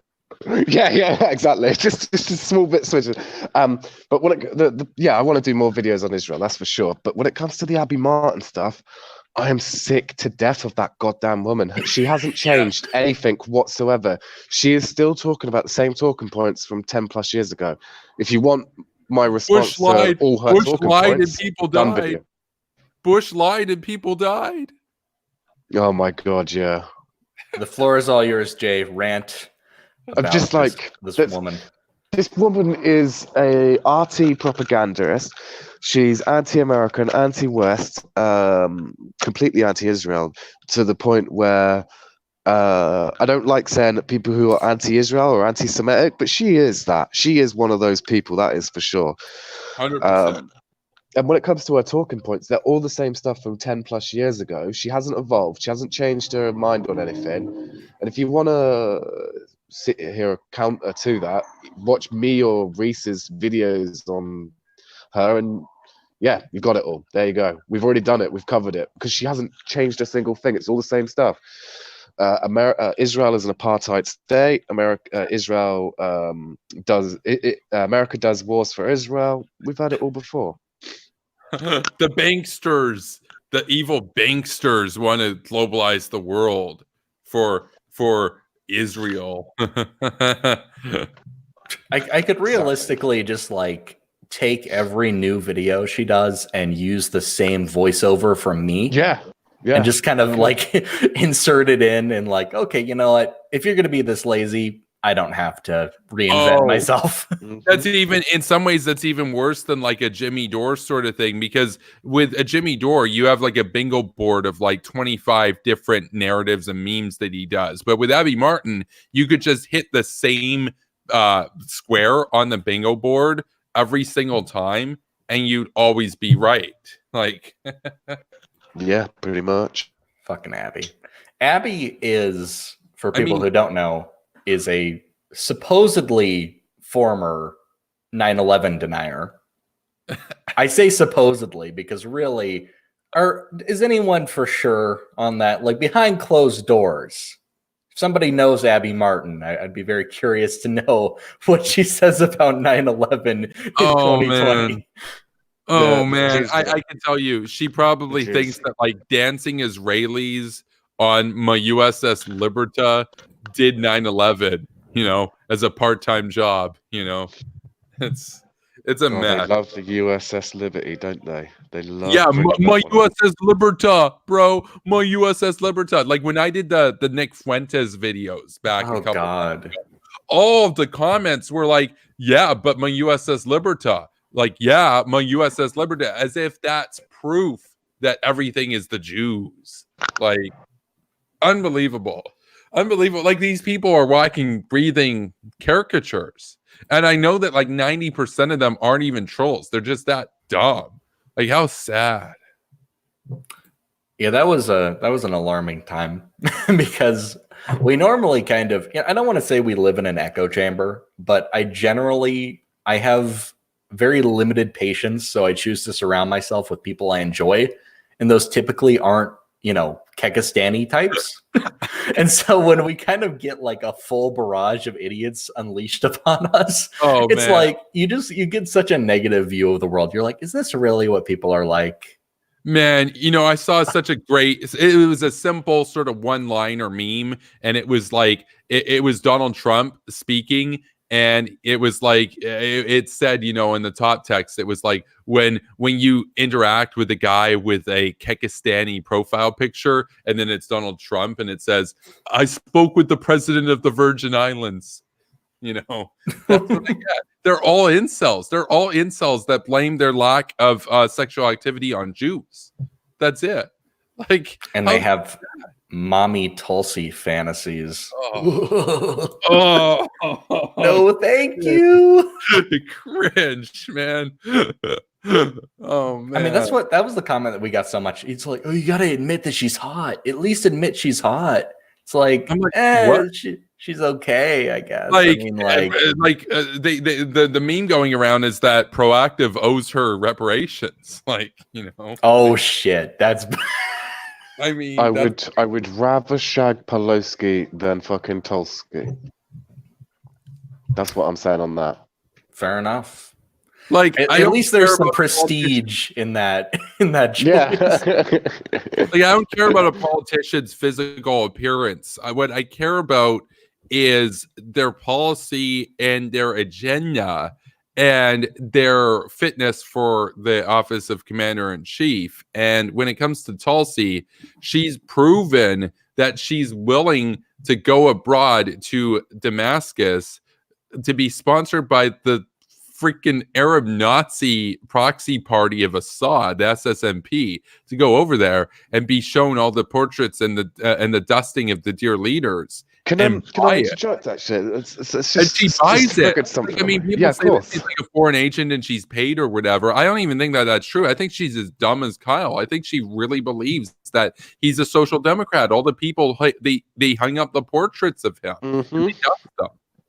See, now coming back to that with her going over to Damascus and whatnot, that's what the commies used to do to all the Russian commies, those commies I'm talking about. Yeah. Back in the day, they would invite left liberals and socialists and whatnot over to Russia and show them around like their so-called amazing factories and all that stuff and their agriculture. Yeah, to show the far left and the leftists of Western Europe. So then they would go back to their countries and be like, "Oh, they've got something there." And it goes back to what you were saying, how yeah. It's like what you were saying earlier. Farm that's made to look good. Yeah. Exactly, mate. I mean, the commies just use them. No, and it's funny because getting back to the topic of this stream tonight. Breadline Bernie, correct me if I'm wrong here. If I recall, I read that he honeymooned in the USSR. Like, is that correct? Or is that just a meme? I don't know. I thought that was a meme. I'm not sure if it's a meme or not. I saw that going around, making the rounds earlier, but I can verify that right now. You guys can talk. I'm gonna fact check that. So, got to do a little Google search. He's got to do a little bit of Googling. So, Reese, my man, what's been going on? What's new? What's going on? I wish I had exciting news. Nothing. Absolutely nothing. I'll tell you, this is not related to politics at all. Jay, you might appreciate this because you're a Brit. So I am a really big Doctor Who fan. In this day and age, that's a bit unfortunate. It is, yes. It's a bit unfortunate. And for the longest time, I had avoided the new seasons for obvious reasons. And I decided I bit the bullet. I'm not fully caught up, but I'm getting there because I am truly living up to my masochistic name. Yeah. And it's pretty bad. It is. It is bad, mate. So I'm hate watching it at the moment, but yikes. That's what I've been doing, man, with my time. And I've not liked Doctor Who basically since that Matt Smith took over, and that was like nearly what? Oh, then you've been fucked for a while. Ago. Yeah. I big time have. I miss like the original ones. You know what I mean? From like 2005, Christopher Eccles and what's his name? David Tennant. Yeah, exactly. But that Matt guy, oh my god, I hated him so much. I'm just looking it up now. But yeah, Matt Smith, absolute bell end. Peter Capaldo, well, how do you pronounce that? He was a bell end, absolute bell end. Jay the hater.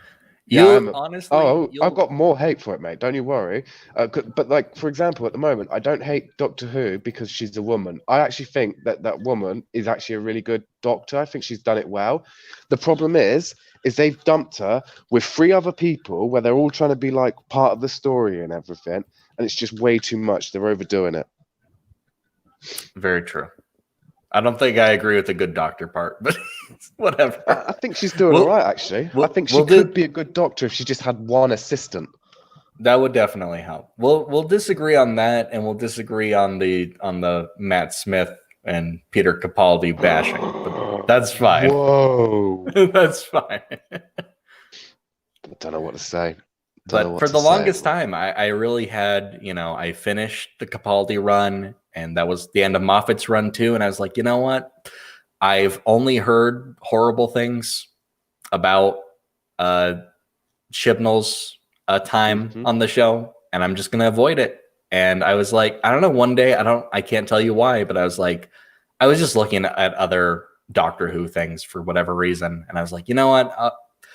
There's some Doctor Who I haven't watched. And it's kind of been a skeleton in the closet, pun intended, for a very long time. So I'm doing my best, and it's disappointing. Yeah, it's very, very disappointing. I've been like catching up on Doctor Who when I've got absolutely nothing else left to watch. I'm like, oh, I've got nothing to watch. All right, I suppose I'll watch an episode and catch up with one. That's how I'm doing it. Yeah, I thought you'd appreciate that. Oh, At the very least, I do. Oh yeah. I don't think anyone in the chat gives a fuck. Nah, fuck them people. Who cares? What are these nerds talking about? Have you seen the Witcher on Netflix yet? No, but I heard that was actually pretty good. You're dead to me right now. Go fucking watch it. Stop sitting here with us. Go watch it. I was thinking you were going to say, wait a minute, you've been watching new Doctor Who, but you haven't watched The Witcher. Yeah. What the hell is wrong with you? Yeah, that is true, actually. Yeah, what the hell is wrong with you? What are you There's doing? A lot wrong with me, man. I can't even begin to narrow it down. I just prefer shitty TV. I don't know. I've got a problem. Clearly. I guess we'll talk about something serious. Here's a question. Kevin's back now. Go for it. You guys think Pete Buttigieg has a chance? Or sorry, Pete Buttigieg. Are we gonna get into that? Are we gonna get into that? That's a huge meme. That's a big meme right now. Oh man. Real quick. So, do you think Buttigieg has a chance of getting the Democratic nomination? No. Well, he's doing better than some people at the moment, but that's not saying a whole lot. Pete Buttigieg. Oh my god! As one of the notorious haters and traitors would say. Yeah, we'll get into him in a minute. Look, guys, there's like the primary. There's so much still to go through. It's like we started. 2,000 delegates. Really, anyone like calling it like, oh my god, this person has no chance, or like, you never know. There's been some interesting shakeups, but I do find it funny that a lot of the Bernie crowd were like celebrating New Hampshire as this huge victory, as if it was ever a doubt in anyone's mind who was going to win fucking New Hampshire. Just being, like, wrong. Yo. We all know Bernie's gonna win. Bernie 2020. Like this is not impressive. This would be like Trump. Guys, if Bernie wins Vermont, imagine how hyped TYT will be. They'll be like, this is a huge victory for progressives. He won Vermont. Hang on. Hasn't he been a senator for Vermont for like decades? Yeah, that's 40 years or something. Yeah. So if he doesn't win Vermont, that would be like a massive thing against him. Absolutely. Exactly. That's the thing. Up north like that, up northeast, Vermont, New Hampshire, Maine. That's like Bernie country. Bernie, so any Bernie victories there are null and void and should just be like, oh yeah, of course. Like it's like naming a day of the week. Even the Republicans are like Obamacare Republicans. Like Mitt Romney created Obamacare basically, and he's a Republican from Massachusetts. Like even the Republicans are like centrist over there basically, and then the left is like really left. But New Hampshire and Vermont are not at all reflective of national American politics. Do not ever think that the politics you push in Vermont are going to work in the heartland or some shit. That's I don't know. There were some woke communists walking around the capital of Vermont, and I guess they had a bit of support. Absolutely ridiculous. They are so, their heads are planted so far up their own asses, and they get sucked into this utopian idealistic world every time. This happened last time when Bernie was running against Hillary, and then they were like, oh my god, it's so rigged, and they were surprised that Hillary won New York. Of fucking course she won New York. They were like, why didn't Bernie win? Because in New York, a senator in New York, wasn't exactly. Oh and they acted surprised by that. They thought that was unprecedented. No, I remember that. And I remember when they were all cheering on. And I believe, Reese, if I recall correctly, you made a video on the whole Cynthia Nixon thing and whatnot. Oh, God, don't remind me. More working class people more actually turned out and the progressive lost. That there was a higher voter turnout and the progressives were bemoaning that the voter turnout was too high and that they would have won if it weren't for the meddling voters. So, yeah, because the governor, it's been a while since I made that video, so forgive my inaccuracies, but Andrew Cuomo, he'd posted a lot of newsletters and was basically just rallying his base. And the progressive campaign under Cynthia Nixon, who wasn't even a fucking politician, she was on Sex and the City and thought that she could be fucking governor. What a fraud.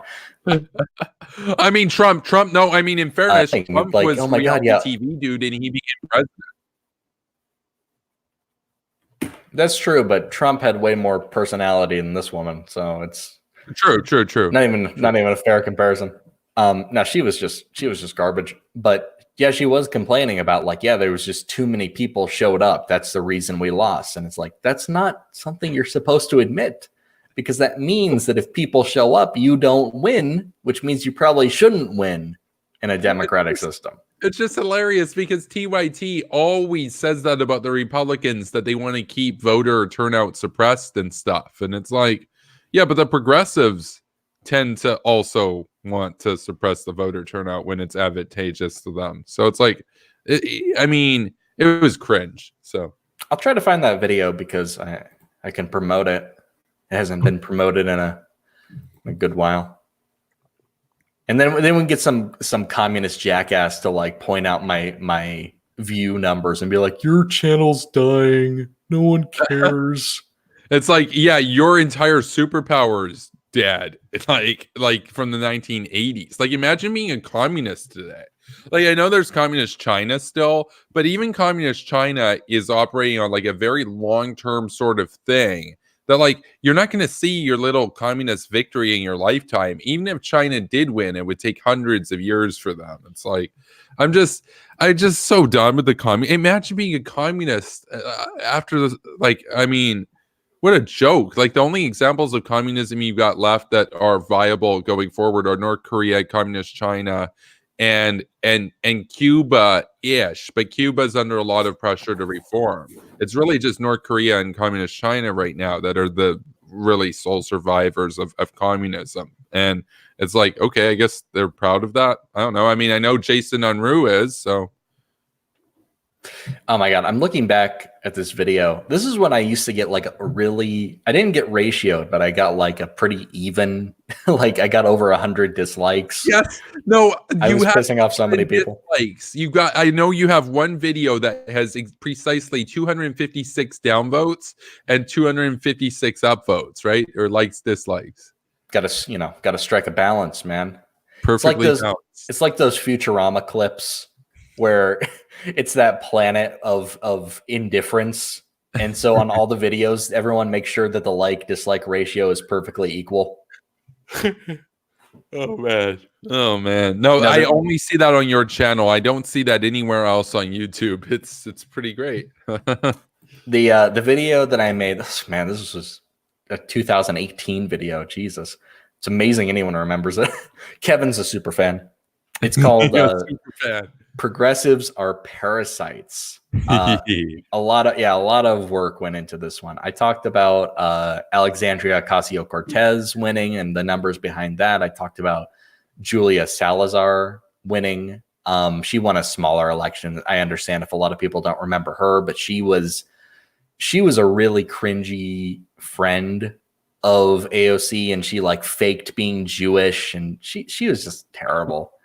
But the comparison I was making was Salazar and Ocasio-Cortez. They won with very low voter turnout and very sleepy districts that had just kind of lost their oomph. And when you compared it, and this happened in New York, obviously, and then if you compared it in the other election that happened in New York, the governorship election, if that's even the right word, sue me if it's wrong. When people actually showed up, they voted for Cuomo. They didn't vote for Cynthia Nixon. And then she actually had the balls to complain about that.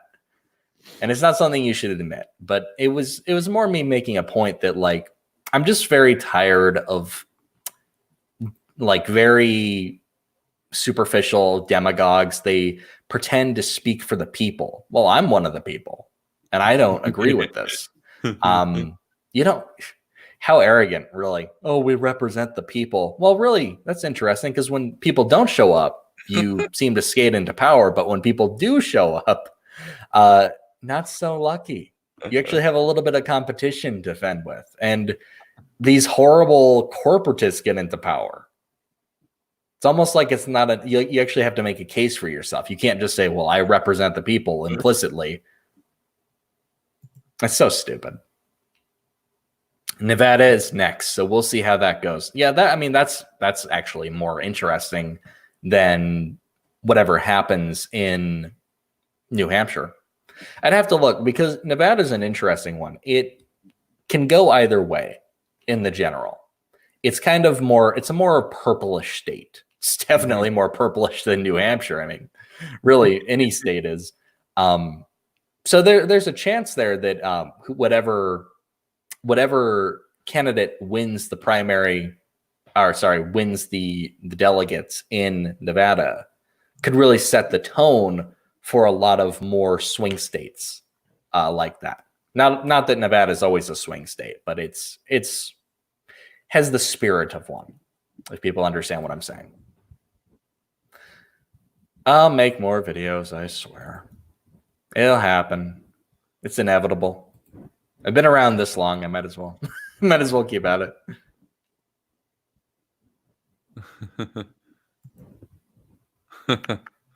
Kevin giggling about his favorite old videos. Well, those aren't mine. Those are the work of Reese, the base Prince of Warmongers. So, hey, man, I appreciate it. I appreciate that people remember, because I put a lot of work into that video. I hadn't thought about it in a while. But yeah, I don't know if anything's going to be like that for a while, but I might do that Michael Moore video. I might as well. I already have the podcast clipped at this point. And a couple other things. I might talk about the election a bit more, but it's so depressing. Like, it really is. And I was being a little optimistic earlier, but there's no guarantee that things will turn out well. I am like 99.5% sure that Biden will get this nomination, considering how consistently he has led in any poll of worth. But you never know. You really never know.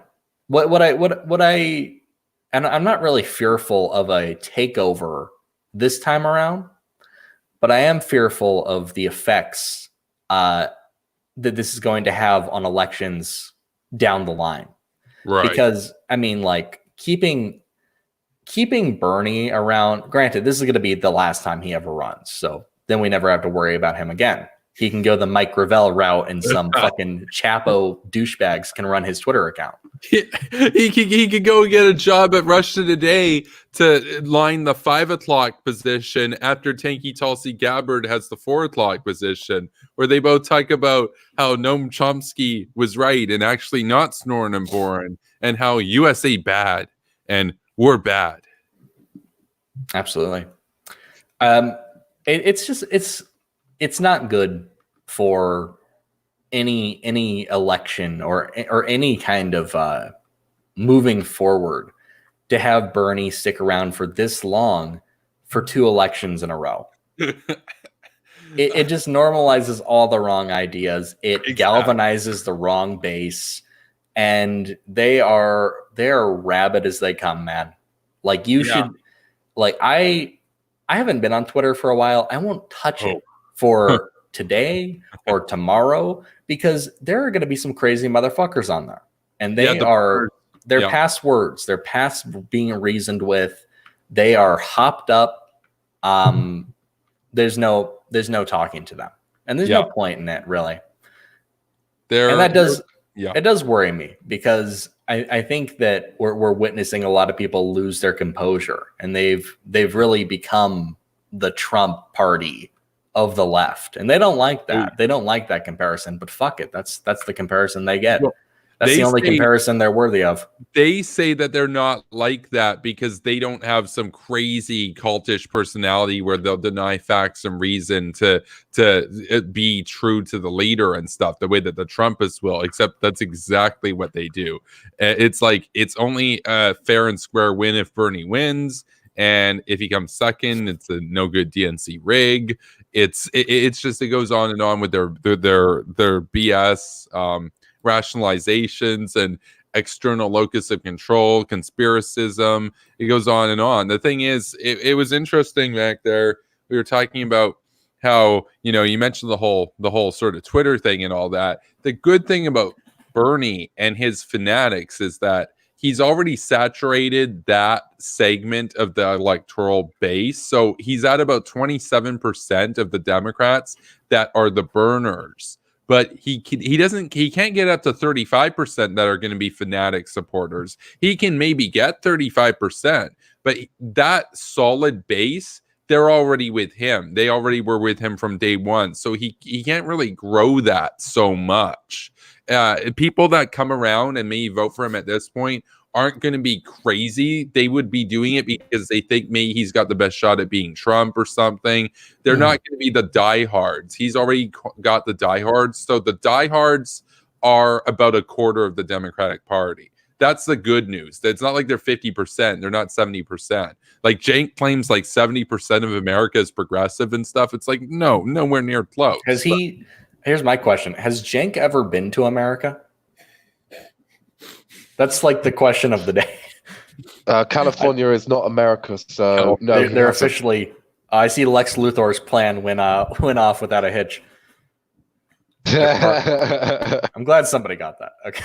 Oh, we have a new guest in here. We have a new commenter, rather, Stefan here. He says Klobuchar refuses to rule out military force in Venezuela. That is one of the reasons why I'm like kind of on the fence about her. She is based on foreign policy in some areas. Dude, in comparison to a lot of these other jokers, Klobuchar is like such a voice of reason. Mm-hmm.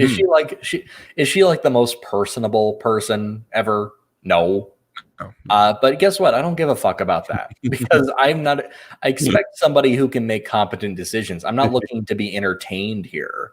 Like, yeah. I don't, like people, this is a common problem among American voters. They want a president they could share a beer with, somebody who they could just go out to the barbecue with, and Trump would maybe be that. He'd probably be a fun guy to hang out with.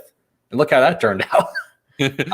No. Trump would be fun to hang out with. Like, he'd have some good nicknames, and he'd say, he'd point out how if you were at a restaurant or something, how, their towels that they have or their napkins aren't as soft as his napkins. He has the softest napkins. It'd be funny. He would bring all the hot babes as well. So there is that. At least he's bringing the women. That's true. I can't really hate on him at that point. Fuck. Been compromised. I sold out for the puss, man. Oh man. Oh, we got Jenks in LA. So no. Yeah, Junk Jank doesn't get it at all. Like, no one should rule out military action in Venezuela. It's a fucking disaster. Mm-hmm. Like, it is completely reprehensible, unconscionable, unacceptable. Yes. Here's a scary thought. If I were president, we would have so many troops in Colombia right now. Oh yeah. Colombia would be America 2.0. Colombia would be our backyard. And we'd be like, you know what? If we see any provocation, we're crossing this border and we're fucking you up. You are an illegitimate, and even more than that, we have recognized. And this is the thing. I was actually talking to Henry on Twitter about this. It's all public if you want to see it, so it's not like it's hidden or anything.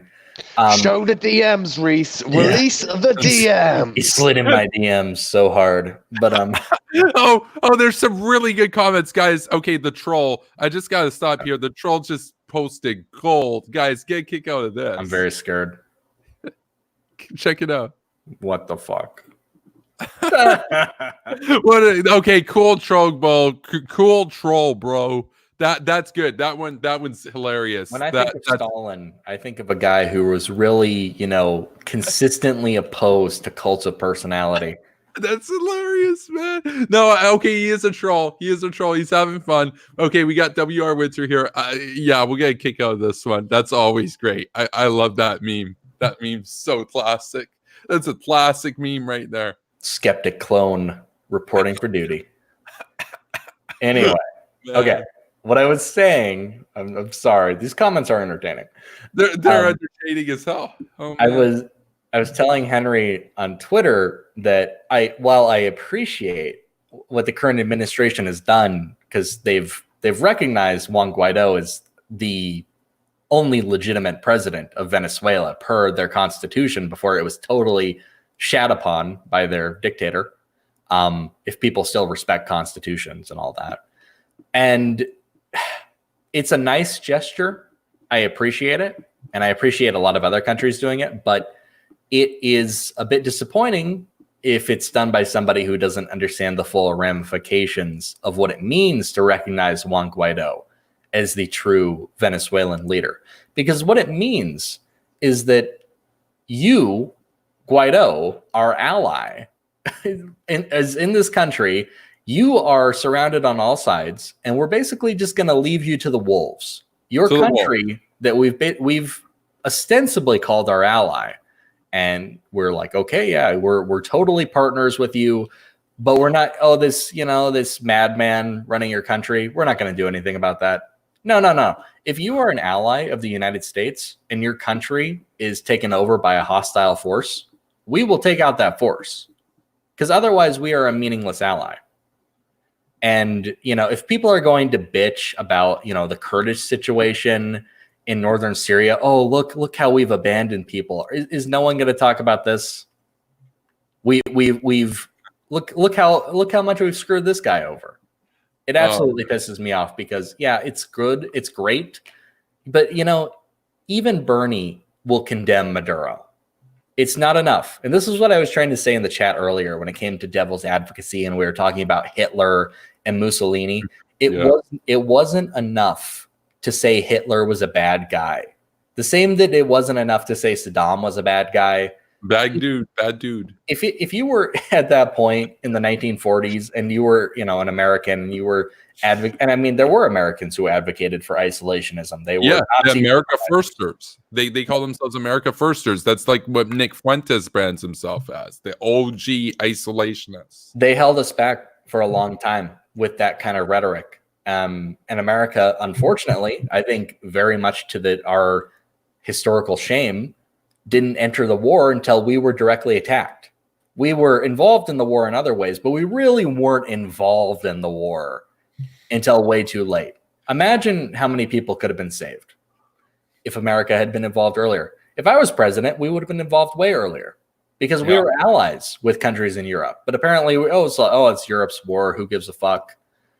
We wait for the European front. We wait till this last minute when every country besides Great Britain has fallen. And we're just like, we look over across the pond. I think something's going wrong. I think maybe we should send some troops. Nah. Hold on. When it came to World War II and what you did in Europe, you looked over and went, oh shit, Britain's about to win. We better get in there so we can say that we helped them win the war. And then you rolled up 10 minutes before victory. And it's like, what? But we just did all the work and now you're taking bastards. Oh man, look at this. He's shitting. I was praising the UK.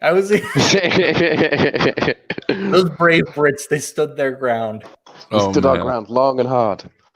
And they would have won it, damn it. But no, it's not enough. And it's not enough. And bringing it back to the modern day, it's not enough to say that Nicolas Maduro's a bad guy. Bernie can do that. Fucking what's his face? That other guy, the Hispanic guy who was running for president, did it. What the fuck was his name? Castro, yeah. I mean, even he did it, and he's a super far left crazy. Yeah, he's woke. He's woke here. It's not enough. It's absolutely not enough. You need to be willing. It means nothing to me. What means more to me, and this is something that I'll give the administration credit for because they did it, was saying we recognize, according to the Constitution, that should be recognized in Venezuela, that Juan Guaido is the proper leader, and that the current form of government has completely overstepped any of their bounds. They violated their Constitution. And because of that, according to their Constitution, they are an illegitimate government. This isn't something that is being arbitrarily dictated by America.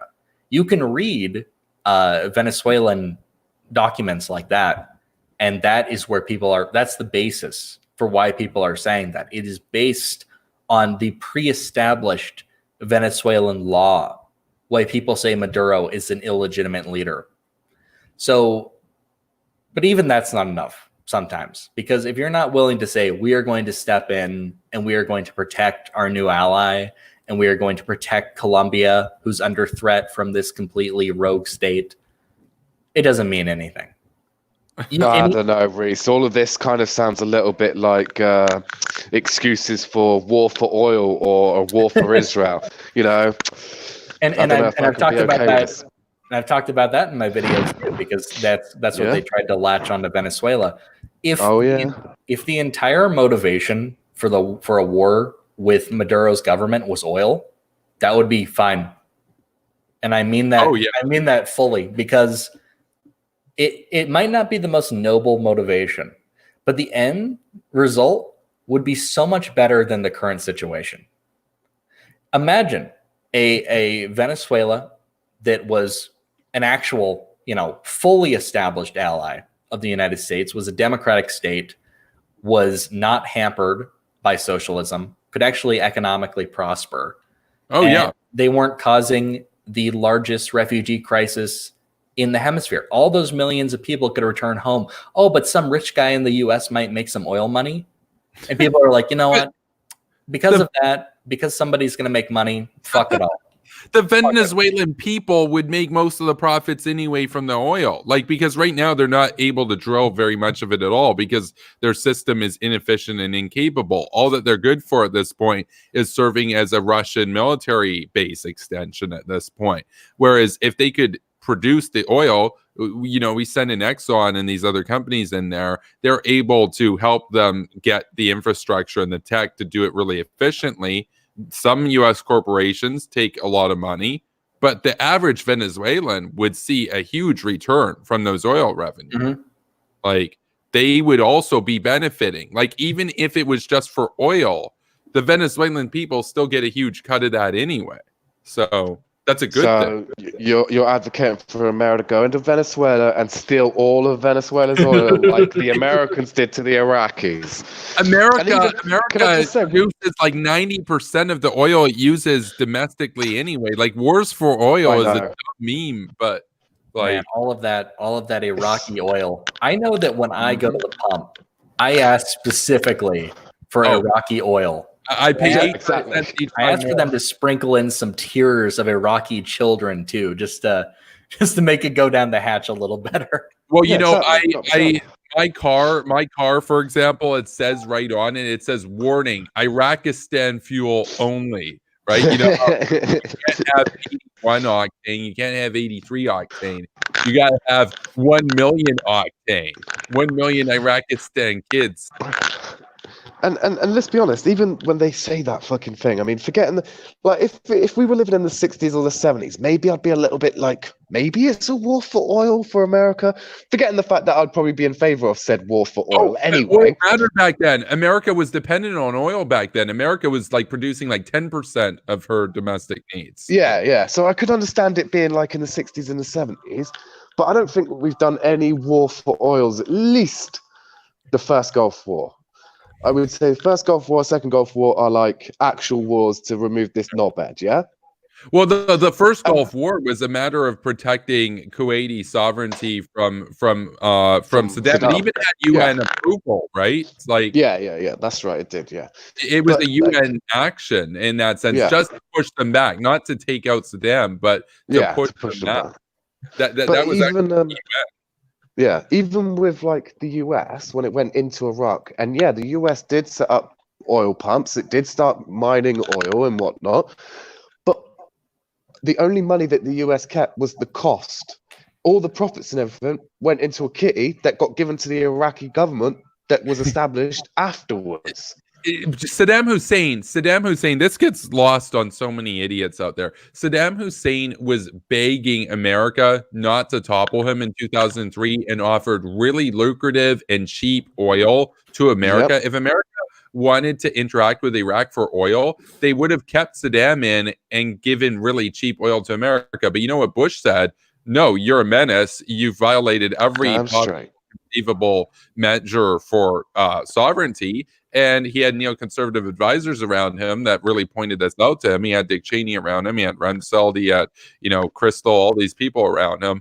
And he was like, some things in life are more important than money and oil. Like, ironically, the Iraq war was the opposite of a war for oil. He was presented the cheapest oil possible, basically, like almost oil at cost by Saddam. It may even less than cost because Saddam was worried for his own safety. And he rejected it because he put morals over money. It was as far away from a war for oil as you could get. Some of those conflicts in the 70s were about oil, but it made sense because it's kind of like saying, you work for your job for money. It's like, yeah, money matters. Like, are you saying like money doesn't matter? It's like oil. It's like, you did it for oil. It's like, yeah, I need oil. Like, that's not a gotcha thing. It's like saying, you work a day job because you need money to pay rent. It's like, yeah, like, what's the gotcha? Yeah, why can't you be cool and live on the streets like me, man? Yeah, that's exactly it. Oh, man, these guys are clowns. They're clown balls. Yeah, no, it's ridiculous. And it's a completely... It's unworthy of discussion. We can talk about it, but I'm not going to talk with one of the other side about it because they get all conspiratorial about it.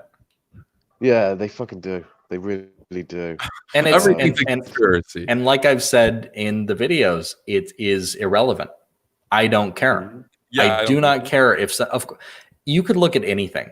Somebody is going to profit off of it. Does that nullify the action? Does that, we can't do this. Yeah, fuck all that freedom and democracy and, making sure that millions of Venezuelans can return to their home country. That's not worth it because some rich guy's going to make some oil money. That's what they're saying. They're saying they see it as a zero-sum game. That's the problem with the socialists is that they operate in a world. Their view of economics is if somebody makes $1, somebody else must have, by definition, been robbed of $1. Whereas if you're a reasonable capitalist kind of person, you could understand that somebody could make $5 and another person could make $3. Now, there's inequality in that system, but they're both better off than the other alternative. So, Oh, damn it. I was going to say something, but totally fucking falling out of my brain. Oh, man. This Stefan guy, he says Kyle even called out Bernie for saying that about Guaido, I believe, said he was cowing to the neocon regime changers. I don't think Bernie has ever voiced support of Guaido. But he did condemn Maduro very briefly. But again, that's not impressive. It's not impressive. It's not impressive. Yeah, Bernie has also condemned Putin. However, if he was president, Putin would gain a fuck ton. Putin would elevate. He would take advantage of 4 years of absolutely no American pushback. Oh man. But Bernie condemned Putin, so that should be enough. Again, it's meaningless, empty words, and it's not enough anymore. It doesn't impress me. We've entered an age that is so wrapped by people being politically correct and you can't advocate for action. It's too violent. That's too extreme. Where even Klobuchar saying something like, I'm not even. She's not even saying that there should be military action in Venezuela. She's just saying it's an option on the table. She said she wouldn't rule it off the table, which meant it's like a last resort for her. And people are like, oh my God, how outrageous. Well, it's like Elizabeth Warren. It's like not so Liz. She had a bill. I love that video. That's one of you've got a lot of great videos. But to the friends and fans out there watching this, if you want to go and check out Reese, check out his channel. Check out his channel. He's got video on not so Liz Warren, her bill on the no first use of nukes or whatever. And it's like her idea is that America should only be able to use the nukes that America spends trillions of dollars each decade to maintain and have ready. If Chicago and New York are already nuked, basically, like you only get to use nukes if you are being nuked, so they lose all deterrent capability. That like she wants like 90% of a nuke's use is in its deterrent. 10% is in the power it can use if you use it. Most of it is in the deterrent. Like they're useful, but they're more useful as just having them, right? She doesn't understand that. I'm like, how can you be that stupid? How can you be that wealthy and that educated and that powerful and be dumb as a rock, dim as a black hole? Unbelievable. She doesn't understand how many wars have been stopped because we have nuclear weapons. She doesn't get it. She doesn't like get a century worth of wars that potentially could have been fought, but they weren't. Oh yeah, no, the total casualties from wars, like if you see after World War II, it really tapers off for the world. And in fact, the biggest amount of casualties in wars, with the exception of the recent one in Syria, but even Syria was only about 600,000 people. The biggest war since World War II was in the Congo. It was a civil war amongst, a bunch of different rival factions and warlords and stuff over like 10 years that resulted in about 6 million deaths. That was something that nuclear powers and stuff weren't involved in. In other words, the wars between great powers are basically gone now. It's small wars in Africa drawn over a long time that add up to big kill counts. Those are nothing compared to the huge wars that used to happen. So in a short amount of time. And ultimately, that's for the best, even if it creates a dangerous situation. Yeah, I mean, this guy Neo Noir here, he's saying, Balkanization of Syria benefits both the U.S. and Israel, and it's like, okay, if that were true, I support the U.S. and Israel, but like what that clearly wasn't the goal of supporting any groups or disenfranchised civilians in Syria. But that goes without saying that if Syria, who was an enemy state, in line with enemy powers in opposition to allied nations like Israel, if that nation is split up and is fighting amongst itself, it's less of a threat technically to Israel. But I mean, this guy's such a fucking delusional wreck. He doesn't understand that Israel is the country worth supporting over Assad's Syria. And I don't even know how to begin speaking to somebody like that, because that's a person who's lost the plot so fundamentally. That's fucking ridiculous. and that's not the goal, because if I'm pushing for regime change, like true regime change in Syria, where Bashar al-Assad is no longer in power, I want to see Syria united under a worthwhile government, a government that respects its neighbors, a government that doesn't persecute groups like the Kurds. Then we can have a conversation. That's not balkanization. That is quite the opposite. But if that is something that we have to settle for in the meantime, then so be it. Because apparently everyone's forgot about Syria. Oh, it's not important enough.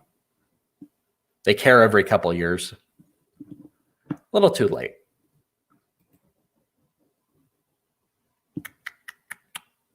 And Kevin's left, and is Jay still here?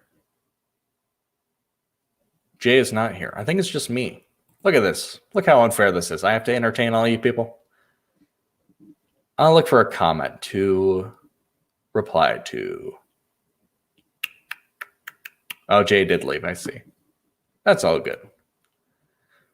Oh, it's late. I don't need to always be talking. Uh-oh, we got one dislike. Dun, dun, dun.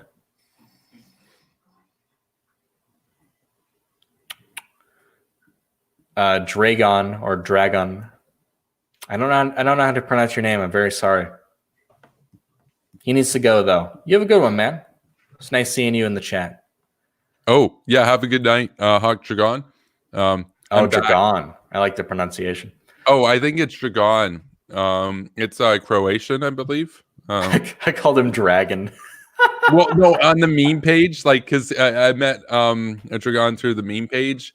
I like will sometimes do the Hawk Dragon memes where it's like an ego emoji and then a dragon emoji, because some people thought that he was fake. Like, a lot of people were speculating when I would say credit to Hawk Dragon for this meme. They were like, obviously Hawk Dragon is Kevin, but like, no, it's a real dude. He just happens to have a really based and cool name. So. Oh, so it is Dragon. Well, no, it's Dragon. I'm not sure. It's just a lot of people thought it was fake. Like, a lot of people thought it was fake, that it was an alias or something. And those people have never heard of foreigners. Must be a fake name, bro. It's not like Bob or Frank. I love how the Michael Bolton commenter, the guy who said that you were like a massive super fan of Michael Bolton. I like how you were saying how your nightmare fuel and your alias is Reese. It's like, it's the other way around. Like, that guy was so messed up. Yeah, that guy seemed very confused by the idea that people use names online. Like, oh, what are you trying to have fun? Like, yeah. Plus, he was just an idiot. Yeah, he thought that John Bolton was Michael Bolton. Michael Bolton. Yeah, wait, yeah, because those are two people I confuse all the time. Michael Bolton. Well, it's like it's possible that he was making a meme about how, oh, you're a fan of Mike Pompeo and John Bolton, like, you know, like putting together, like, you know, like Joe Klobuchar or something, you know, like for corporate Dems or something, as like Kyle would do. But it's like, no, he's probably just a total moron. So I think we have a couple comments. This Onus says, should war be a first resort? I don't think we've ever advocated for it as a first resort. But keep in mind, like, the situations we've been talking about in Syria and Venezuela, we are way beyond like talking about the first resort. Like, what would that even imply? Like, oh, we just noticed a problem and we've exhausted so many options. We've attempted economic warfare. We've attempted, you know, supporting rebels here and there. Obviously supporting the Israelis against Syria. Syria is a bit more complicated. Venezuela is a no-brainer, right? No-brainer. It's within our hemisphere. It's if like, the Monroe Doctrine legitimizes intervention there. Like, even like, you don't even need fancy responsibility to protect stuff. Like, it's old school legitimacy to go in. Absolutely. I think that's the one that, well, obviously, because when we had our chat, I was talking about that a lot, and yeah, how much I care about that particular conflict. And that's one that I think needs to be dealt with and could be dealt with easier than some of the other situations.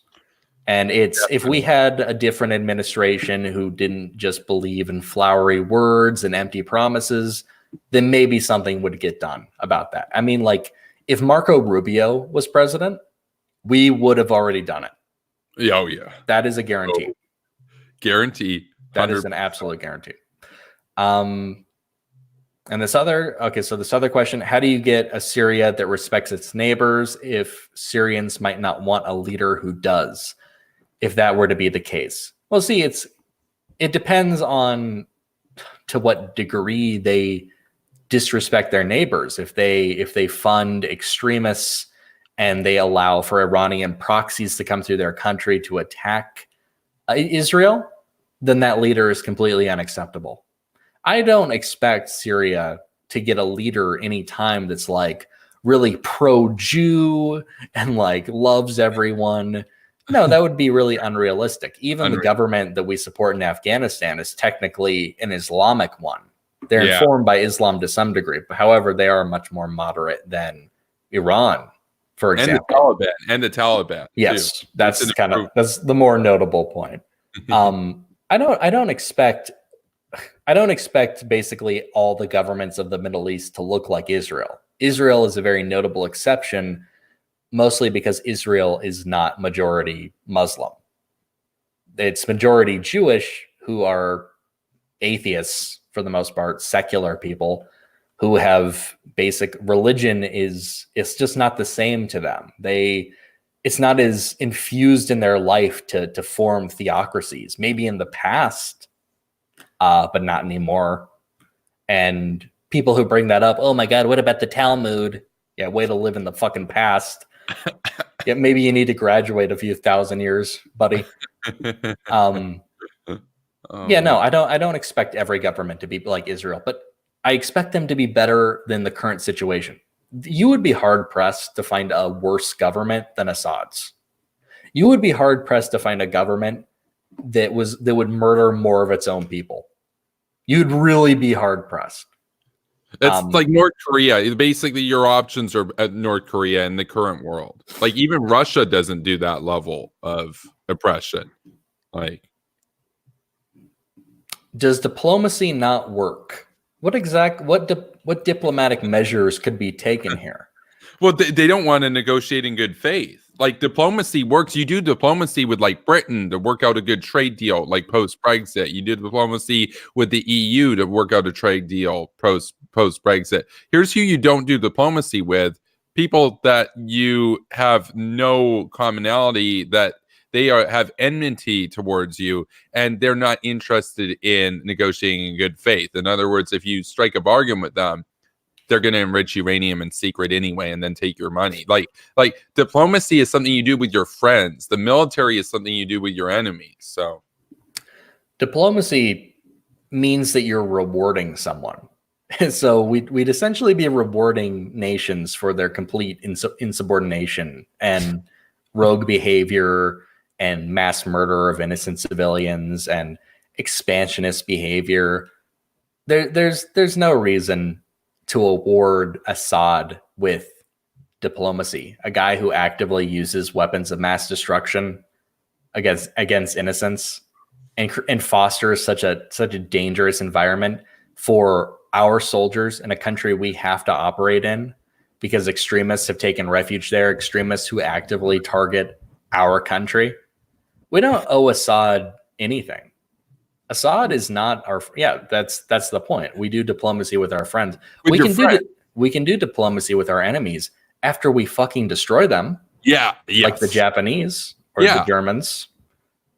It's like Cenk Uygur. Cenk Uygur has this talking point about how you don't get to, decide who your enemies are, your friends are, or whatever. Like you need to do diplomacy with your enemies. Like it's easy. In other words, he was saying it's easy to do diplomacy with your friends, but it takes courage to do diplomacy with what he would say. I'm serious. This is Jung Cenk for you guys out there who probably forgot about him or whatever. He's still out there. He still makes cringe videos. Anyway, he said, it's hard and takes the courage to reach out to regimes like North Korea and whatnot, and to extend an olive branch or whatever and all this. And I'm like, buddy, you got it 100% incorrectly. It's not about whether it's easy or hard. It's about whether it is appropriate or not. It's inappropriate to do diplomacy with a country such as North Korea, which time and time again has struck a deal, betrayed the terms of that deal, and then come crawling back to negotiate later. And after they've enriched even more uranium when they said they wouldn't. It's like, I mean, it's the same. It would be the same as if you were a criminal judge in a court of law, and you were presented with a potential, a suspect, he's accused or whatever of murder, and you're like, you have the trial and everything, and you've determined, this guy, he's getting a sentence, he's going away for say 25 years, and then he gets out on good behavior and everything, and he comes back and he's in your courtroom again 12 years later, and what's he done this time? 2 murders, and he pleads guilty to it. Are you going to be like, oh, well, I'm going to just give you the same sentence? Like, no, you're probably going to give him the death penalty at that point. Like, you're going to be more serious. You're going to be more harsh. Like the same thing with any of this. It's like, once you betray that trust, there's nothing more to be gained there. Like, what? We're gonna go out there, no preconditions, meet with North Korea. And then North Korea is going to say, oh, thank you. That was a great act. You trusted us. We're going to uphold the terms of our agreement now. No, they're going to be like, awesome. We got a useful idiot. Let's enrich more uranium. And because it's almost like you're reading the script from what's happened over the last couple of years with every single negotiation with the North Koreans. Follow the news. They don't follow anything. I mean, it's like they get their news from Korea Central Television. I mean, literally. Diplomacy it's a useful tool, but in the hands of the wrong people, it can become extremely useless, and it's just done so people can pat themselves on the back. They can get their little photo shoots. They can Nobel Peace Prize. Yeah, get my peace prize. Let me feel good about myself. Oh, look, I united the two Koreas. I prevented war. Without actually doing now, they're all dusting the portraits of Kim Il Sung. Where's my peace prize? It accomplishes nothing, really. There's still a threat still exists. I would humor it. Like it would be immensely funny if Assad said, "You know what, guys, I want to offer an olive branch, and I want these talks." And like, okay, we're listening. What are you? Because we have a couple preconditions that need to be met. First off, you can't be in charge anymore. Like you've like worn out your welcome so hard. You think you're going to walk away from this? You think that you get to be in charge? Absolutely delusional. No, that's going to be acceptable. Like he gets a safe house somewhere and gets to live out as an average private citizen if he agrees to those terms. Otherwise, we blow him the fuck out of the water. Like those are the two deals, right? So, I mean, that's kind of just the elephant in the room. They would never. What we would ask of these countries, like Iran and Syria and Maduro's Venezuela, to do in order to stop hampering American interests, they would never do. They would never willingly do, because it would be very counterproductive to their current reigns of terror. Well, and they saw what happened. They saw what happened to Gaddafi and stuff, and they would be worried that their own people, if they didn't have this huge state to protect them, they'd be worried that after the war was over, that the people would come for them and get revenge for what they did over these decades, right? Like, even if you had a security detail assigned to them and said, look, we'll give you a mansion and stuff, but you get to walk up into the sunset, but you don't get to be the leader anymore, they'd still be worried for their physical safety, I feel, because they know what they did. They know where the bodies are buried. They know what happened. They know how many people they raped and everything. They know. So, yeah, the people would come for them rightfully. That would be a completely justified. People still, like, I still need to watch your video about Gaddafi, but I will never get over how people bemoan his death. Like, oh my God, it was so brutal. It's like, he had that coming for decades. Like, you do understand that. Like, people really show their colors. They're like, oh my God, that was so brutal. But everything he did, that was fine. Like, they don't even talk about it. They just brush over it. Oh, the thousands of people he killed, doesn't matter. But he died. What a fucking tragedy. He was a piece of shit. I don't care that he died. He ruled like a pharaoh, basically. He ran the country as a slave plantation. People talk about how there are open slave markets now. One, there are a few open slave markets. That's true. At least they're open. The whole country used to be a closed slave plantation. So that's worse.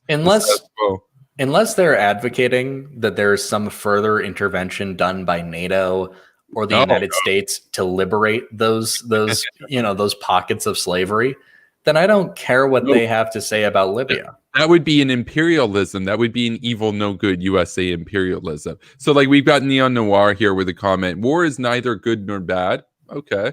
Wars of national liberation are a thing. Imperialist wars are also a thing. So would you consider it an imperialist war, what Russia did invading Ukraine and taking Crimea? Or is that anti-imperialism because USA bad? It's anti-imperialism because US bad. Any country that's not Britain, not France, and not America that does anything anywhere in the world with military force is anti-imperialism. Only Britain, America, and France can be imperialist. I'm glad that we have Neon Noir finally joining us on the chat. He's here. He's here. He's in the house. He sounds like Jay a lot, though. That's weird. He really sounds like Jay. I don't know what to say about that. Is that good or bad? Okay. Alon Kilsey here says, not a war hawk, but Assad deserves a death worse than Gaddafi. Here. There you go. Hopefully this can be like where we all find common ground. Yeah. Actually, do me a favor, Kevin. I don't know. Actually, I think that Gaddafi deserved death more than Assad. We're gonna have a debate here. Snap!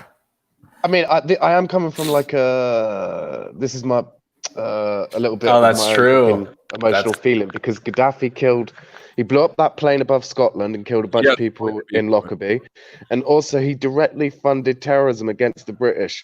The IRA were not just financially funded by him, but also given weapons, C4, and various other military-grade technology to fight their war against the British. So I saw Gaddafi as a greater threat to humanity than it's Assad. A personal matter. I can't argue with that.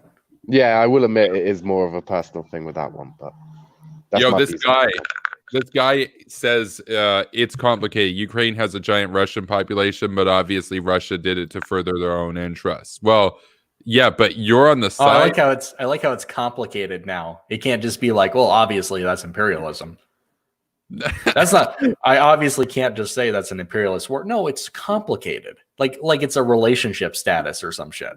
Oh, and here you go. Here's the tell right here. He's like, IRA or beast, you colonizer. I mean, what an SJW thing to say. That sounds like those woke SJWs from my campus that talk about how it was justified to do terrorism. Like when the FLQ did terrorism against the Canadian government and stuff, how it was justified because the Canadian government was like white, English, Saxon, Protestant, supremacist or whatever, all this crap. And how like this is some woke tier cringe. Oh wow. There's another comment you should highlight. It's from Onus. Oh, Onus. It's the one about the UN. Yes. Okay. Yeah, you can read that. How does the UN handle these things like violations of human rights? The answer is they do nothing.